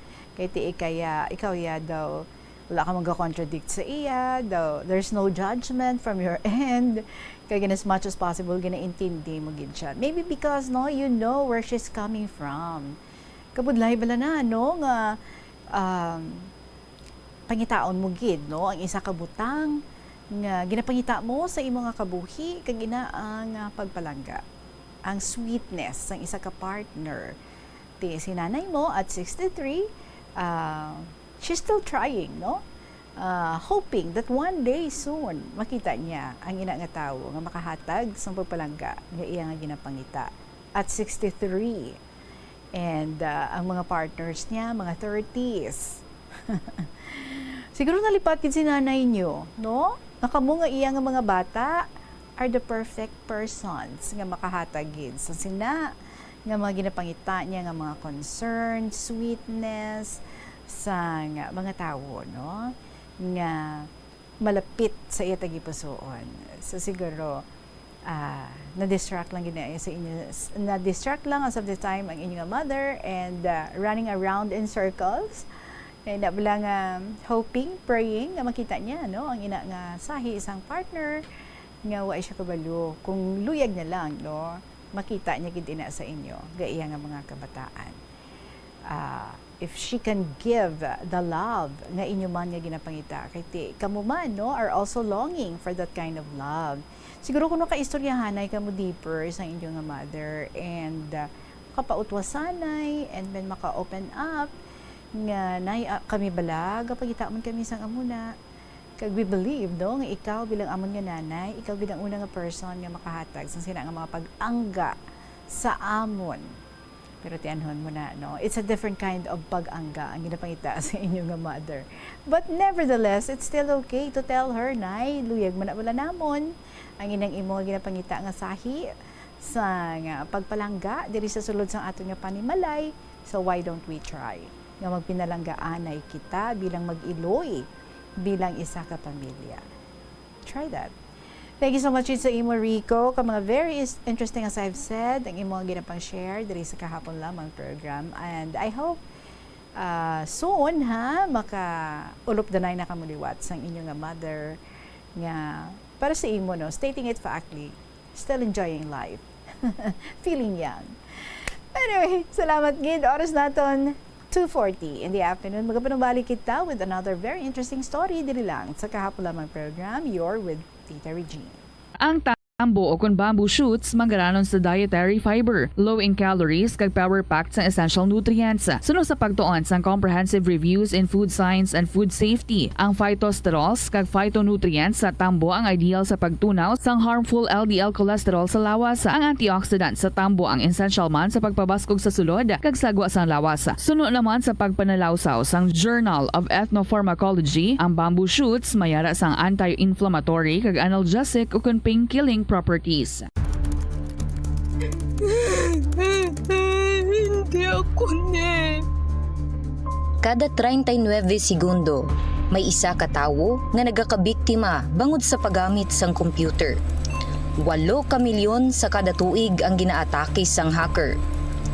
Likawan ang mangin isa sa biktima, mangin mahinalungon sa mga ginapanghatag nga impormasyon, protektahan ang kaugalingon, paggamit sang internet pasangkaron. Ini nga pahanumdom ang ginadulong sa imo sang the #1 and most trusted radio network in the country, Bombo Radio Philippines. Basta Radio! Bombo! Paano bala magpain sang basura sa panimalay? Magpreparar sang separado nga suludlan para sa wet kag dry kitchen waste. Magpreparar sang duha ka mga suludlan para sa dry waste sa bilog nga balay, isa sa plastic kag isa sa papel.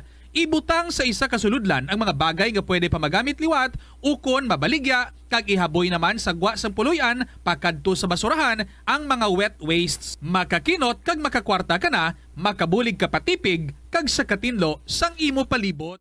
Nagaproblema ka man wala sa pagtuon kung suspendido ang face-to-face classes bugod sang tuman ka init nga tiyempo? Paano ka bala epektibo nga makatuon? Bisan wala ikaw sa eskwelahan. Kinahanglan gid nga hibaluon mo kung saan ikaw pinakaproduktibo kung magtuon. Inibangod iban sa mga estudyante, mas epektibo ang pagtuon kung sa gabi, samtang ang iba naman ang mas produktibo kung adlaw. Hindi pagpilita ang imo kaugalingon nga magtuon kung feeling mo nagapalangluya ang imo brain power. Pili agid ang tion nga alerto ikaw para sigurado nga maproseso sang imo utok kag hindi makalimtan ang imo ginabasa, ginasulat o kung ginapamatian. Ini nga pahanumdom ang ginadulong sa imo sang the #1 and most trusted radio network in the country, Bombo Radio Philippines. Basta Radio! Bombo! Sa pagbugtaw mo sa aga, cold baladayon nga tubig ang imo ginainom? Ay, dali lang. Wait a minute. Para sa ininit. Sunod kay Dr. Deborah Weatherspoon, isa ka advanced practice nurse, mas maayo nga mag-inom sang alabaab nga tubig sa aga. Paathag ni Weatherspoon, iniya nagabulig sa lawas nga magpagwa sang toxins kag naga-improve sang imo blood circulation. Sa mga babayi, ang pag-inom sang alabaab nga tubig ay nagabulig man kung ikaw nagasuprer sang period cramps. Ang pertussis ang isa ka makalalaton kag makamamatay nga balatian ilabi na sa mga lapsag, nagalaptang bakterya pinaagi sa paginhawa, pag-ubo kag pagpangatsi sang tawo nga may pertussis o kun whooping cough. Ang mga sintomas ini ang nagaumpisa sa sipon, ubo kag hilanat kag nagalala ang ubo sa sulod sang isa tubtub duha ka semana. Gani ko nagabatyag ikaw, imo bata o kun himata sa nasambit nga mga sintomas, gilayon nga magpakonsulta sa doktor. Siguraduhon man nga mabakunahan ang inyo nga mga tsikiting. Ang Iloilo ang pinakauna nga syudad sa luwas sang Manila nga nakaangkon sang direct shipping lines padulong sa iban nga mga pungsod. Halin sang 1855, nagaserbe na ang Port of Iloilo nga alagyan sang mga international shipping lines nga halin kag padulong sa Australia, Hong Kong, China, Singapore, Europe kag Amerika. September 29, 1855, sang ginbuksan ni Queen Isabella II sang Spain ang Port of Iloilo para sa international market. Mas nangin mahapos pagid ang trade sa tunga sang Iloilo kag Europe, ilabi na sa United Kingdom sang nabuksan ang Suez Canal sadtong 1869. Ang Ilonggo nga si Eugenio Eugene Torre amo ang una nga Filipino nga nakaangkon sang titulo nga chess grandmaster matapos siya ang nagdaog sang silver medal sa ginhiwat nga 21st Chess Olympiad sa Nice, France sang 1974. Sang 1976 sa isa ka chess tournament sa Manila, naghimo pagid sang maragtas si Torre bilang una nga nakaluto sa sadtuanay world champion nga si Anatoly Karpov sang Russia. Si Torre ang nangin malapit man nga abyan sang American chess grandmaster nga si Bobby Fischer. Natawo si Torre sa Iloilo City sadtong November 4, 1951. Halos hindi na maisip ang mga medalya nga nahakot ni Torre para sa Pilipinas halin sa magkatuhay nga mga chess tournaments nga iya nadagaan sa magkatuhay nga bahin sang kalibutan. Sang 2021 nalakip si Torre sa World Chess Hall of Fame. Wala sang adlaw nga ginapili ang mga aksidente. Gani ari ang mga tips nga dapat tandaan sa tion nga nagamaneho. Una, regular nga i-check ang kondisyon sa salakyan, lakip diri ang tire pressure, bastante nga oil kag brake fluid, kag ang side mirror ang dapat nga yara sa insakto nga anggulo. Siguraduhon nga hugot pa ang mga breakers kag matinlo ang air filter. Ikaduha, mag-seatbelt apisar malapit lang ang kaduan. Ikatatlo, mag-signal sa tion nga nagaliko. I-on ang signal light kung ikaw ang yara sa ginabanta, 300 katapaka, halin sa imo likuan. Ini nga pahanumdom ang ginadulong sa imo sang the number 1 and most trusted radio network in the country, Bombo Radio Philippines. Basta Radio Bombo! Hindi man malain ang mag-loan, ilabi na kun major ang imo balaklon. Kaangay abis ang balay o kung salakyan nga kinahanglanon mo gid. Apang panugyan bala sa mga eksperto, kung dako gid ang imo baklon, ang cash gihapon ang best, safest, kag cheapest nga option.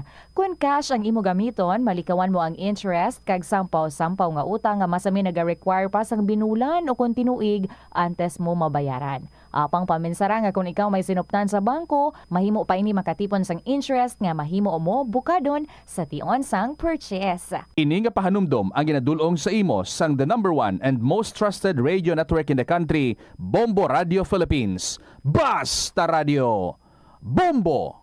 Yari ang mga simple nga pagiagon makakinot sang tubig. Hindi mag-shower o kung maligo sang malawig. Sa sulod sang panimalay, kalabanan sang tubig ang ginausar sa pagpaligo. Nagalabot sa 24% sang tubig sa panimalay ang natigana sa pagpaligo sa mga miyembro sini. Ang pagpanubo sang tiyempo sa pagpaligo sang 2 ka minutos ang makabuhin sang 30% sang ginakonsumo nga tubig. Maggamit sang shower timer o kung mag-set sang alarm sa imo cellphone kag ilimit lamang sa 4 ka minuto ang pagpaligo. Kung nagagamit sang shower kag nagahulat pa sa pag-init sang tubig, saluda sang balde ang nagailig nga mabugnaw nga tubig kay sarang paining nga magamit. Nakahibalo ka bala nga ang color ang makaapekto sang imo nga modo? Santo sa pagtuon sang American Home Shield, mayara sang correlation ang color kag mood. Kaangay sang pula nga nagapataas ang blood pressure kag heart rate. Apang mas maayo ang duag na pula kunyara ini sa kusina, bangod mas nagapagana ini sa pagkaon. Ang shades nga blue kag green ang ginaabiso sa mga psychologist nga nagakadapat yara sa sulod sang imo kwarto, bangod ini nagapakalma sa paminsaron sang tao. Yari ang mga epektibo nga pamaagi agud mapabilin nga safe ang pagkaon sa imo pamilya.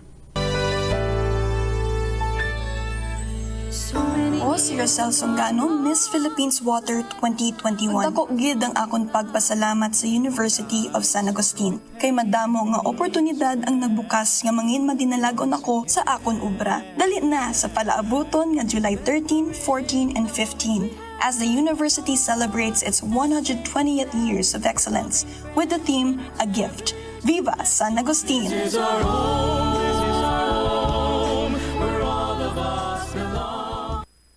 Ang tumandok sang Haro, Iloilo City nga si Melquiades Gamboa Ihereyos ang pinakauna nga Filipino nga nagtapos sang Doctor of Laws degree sa prestihiyoso nga Oxford University.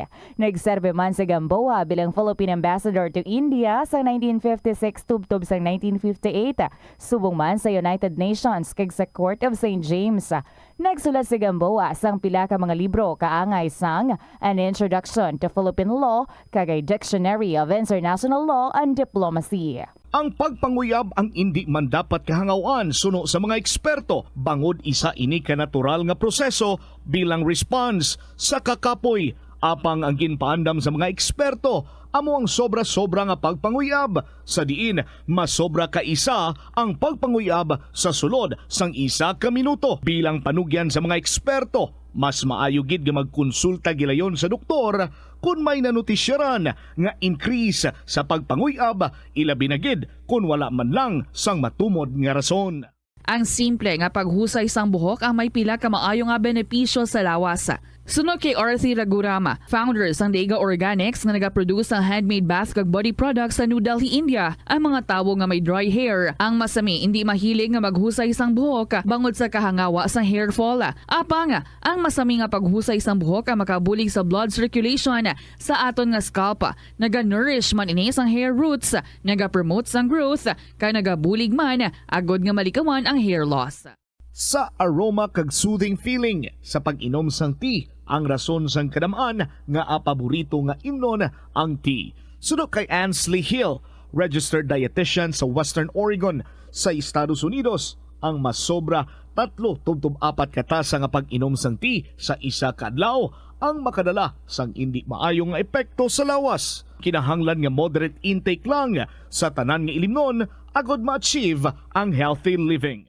Mas nanamian ba ikaw magtuon sa balay ipaanggid sa eskwelahan nga madamo ang tawo? Isa ka panugyan para epektibo ang pagtuon sa balay, amo ang pagpangita sa designated area agud nga matiniran kung ikaw nagasulat, nagabasa o kung nag-review. Pwede man nga lamesa sa kusina o kung sa desk sa gwa sang inyo nga balay, pero hindi gid maghigda sa imo nga katre samtang nagatuon. Inibagod nagakatemptar gid ikaw nga magpiyong-piyong, tubtub nga dalayon na ikaw nga matulugan. Siguraduha man nga malimpyo kag organisado ang lugar nga imo ginatun-an. Ini nga pahanumdom ang ginadulong sa imo sang the #1 and most trusted radio network in the country, Bombo Radio Philippines. Basta Radio Bombo! Yari nga mga epektibo nga pamaagi agud mapabilin nga safe ang pagkaon sa imo pamilya. Lutoon sa maayong pagkaon, ilabi na ang karne, manok, itlog, kag mga seafoods. Sa pagluto sa mga pagkaon nga may sabaw o konsarsa, pabukalan, kag paturon nga nagalabot ini sa 70 degrees Celsius ang temperatura. Bag-o kaunon, initon sang husto ang mga nabilin nga mga pagkaon o konsudan. Taguon ang pagkaon sa husto nga temperatura. Sa KLP, din naman kita sa salat ni Nong Muni sa 4th District. Dearest Tita Reggie.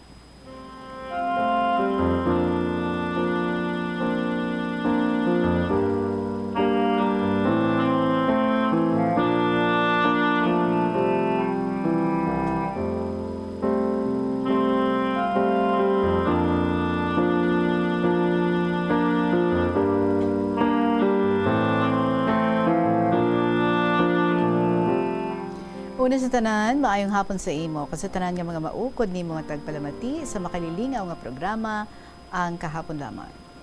May isa ako kabulan nga naka-absent, no? Ang magpadala sang akong mga istorya, pero subong, masugod naman ako padala, kay madamo pa ang pasakop ko dira sa imo nga programa kun hapon. Kaya ang akon nga story, ang iba na basa mo na, kay may ginapilian ako nga mga stories nga amo ining mga masunod. Love story, legacy, advocacy, historical, political, social, kag spiritual. 8 gid ang pilian ko, kung diin ako makuha sang iga-istorya nga akon gid nga inagihan sa tong bata pa ako, tubtub nga nagtigulang na ako. Tita Reg, balik-balaanay ako sa love story. Daw ubos ko na ang parte sa gugma sa mga babae. Lakip man ang akon mahal nga asawa, pero may sobra pa diri. Ang paghigugma mo sa mahal nga Diyos. Subong man sa imo isig katawo, nga amo ang labing dako nga sugo sa mahal nga Diyos sa siningdutang luhaan. Dari lang ha, adjust ko anay. Okay. Sige, padayon kita. Kagang imo paghigugma sa mahal nga Diyos, sa pulong lamang, kag hindi isa buhat. Kay ang buhat, makita naton sa aton isig katawo. Kay ang Ginoo nagasiling, kung ano ang ginabuhat ninyo sa inyo nga isig katawo, ginahimo mo man ina sa akon. Kay para sa akon, kung ginahigugma mo ang imo isig katawo, kinahanglan buhaton mo nga wala sang pagpangduha-duha. Tita Reg, yari ang akon paghigugma sa akon isig katawo. Tita, isa ako sa magagmay nga mga mangingista diri sa amon banwa. Kagang amon palang isdaan, amo ang ginatawag nga pabhas o kon pahubas. Kay hubas gid ang tubig, kung magdakop kami sang isda, pasayan, kasag, kag nanari-sari nga mga isda. Subong abi sang lupoy, nga magdalag ko, amo na ina ang ila ginatawag nga tabaga. Ay, gali. Thank you, gida. Subong ko lang na balaan. Kag kun madamo ang akon suhot nga lupoy, ginapangatagan ko sila tanan. Nga kun kaisa, kun madamo ang akon mahatag, ginabaligya Manila ang iban para idalawat sang bugas sa ilang mga pamilya. Labi na gid kun mabantugan nga damo ang akon suhot, madamo ang nagadulhog sa baybay, agud nga mangayo sang sudan. Kay wala kami nagabaligya sa baybay, labi na gid kun madamo ang akon kuha nga isda. Isa sa to ka bes, nabantugan nga madamo ang suhot ko nga lupoy. Halos ang tanan may dalagid pauli nga sudan. Sa pagpadayon ko, upod ko ang akon buso, unang upod ko sa baybay, halina kami sa Banate, kay nagbaligya kami sa Palapala, kay nagbalik kami sa amon balsa. Nakita namon nga may tawo nga nagadali-dali pakadto sa amon nga balsa. Wala sa payan nga nagasakay na kami sa amon pamboat. Susunin ko sa upod ko, hulaton ta anay inang nagapakadto sa aton. Wala sa payan nga mga tagahawak na ang dalom sang tubig. Kagsang malapit na, nagsinggit siya. Pabakla anay ninyo ako sang sudan ninyo. Pinagsabat ang upod ko nga, wala na kami isda, ubos na ba namon baligya sa Banate. Ubos na. Dayon nagliso, pabalik sa takas ang nasambit nga tawo. Didto, kag nakabatsyag ako sang kaluoy. Gani ginsinggitan ko ang amo nga tawo nga mabalik anay. Kag tita, ang akon nga inugsudan, amo na lang ang ginhatag ko. Mga dalagko pa nga mga isda. Kag sang pagbaton sang amo nga tawo, dako gid ang iya nga pagpasalamat sa akon. Kag sang naglakat na ang amon nga pump boat, ginbalikid ko amo nga tawo, wala na. Sa payan nga malayo pa ang higad baybay. Kag sa huna-huna ko, ano nga to? Tamawo? Nga sa hinali na dula siya sa akon mga panulok. Kag nagahimulungon ako sa akon kaugalingon. Kung sino ka man, ang importante nga makabulig ako sa akon isig kataw. Sa pagpadayon ko, pag-abot na akon sa balay siling sa asawa ko, di nang sudan naton. Ang sabat ko na lang, para hindi niya ako maakigan, siling ko sa iya. Maginatagan ako nga tawo, kay dakuugid ang akong kaluoy, kay bisan madalom na ang tubig, nagkadtugid sa amon. Kani ginhatag ko na lang sa iya, ang kuntani, inugsudan naton. Bakal na lang dito anay isang sardinas, kay mabawi na lang kita buwas, kay damuon ko ang hawid ng inugsudan naton. Sa pagkamatuod lang, Tita Reg, kung maluluyon ikaw sa imo isig katawo, ginabalik ina sa imo, sang aton nga Ginoo. Kay nabatsyagan ko, kag na-eksperyensyahan, nga mamag-an ang akon nga pagpangita, kag wala sang damo nga kasablagan ang akon pamilya. Kag sa pagkamatuod lang, tita, bisan wala na ako nagapangisda, ang mga tawo nga nabuligan ko, kung makita nila ako diri sa housing Badyang, kay lunsay sila mga nagapanabo sa baybay sa adto. Ginahandom nila ang akon kaalwan. Kay siling nila, luwas nga may inugsudan, makadalawat pa sila sang bugas. Gani sa iban man nga mga maukod, nga tagpalamati, kagasubong kumong nga mga KLP lovers, kung may surosobra ka mo dira, mag-share man ka mo. Kay kung sila hindi makabalos, ang Ginoo, amo ang magabalos sa inyo. Tita Reg, diri ko na lang tapusin ang akong story, kagbantayan ang iban ko pa nga mga ipadala. Nong Muning, sang 4th District. God bless us all.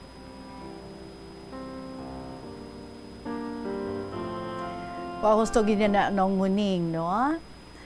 Gamay mo nga ihatag, tenfold sang ibalik sa imo sang aton nga Ginoo.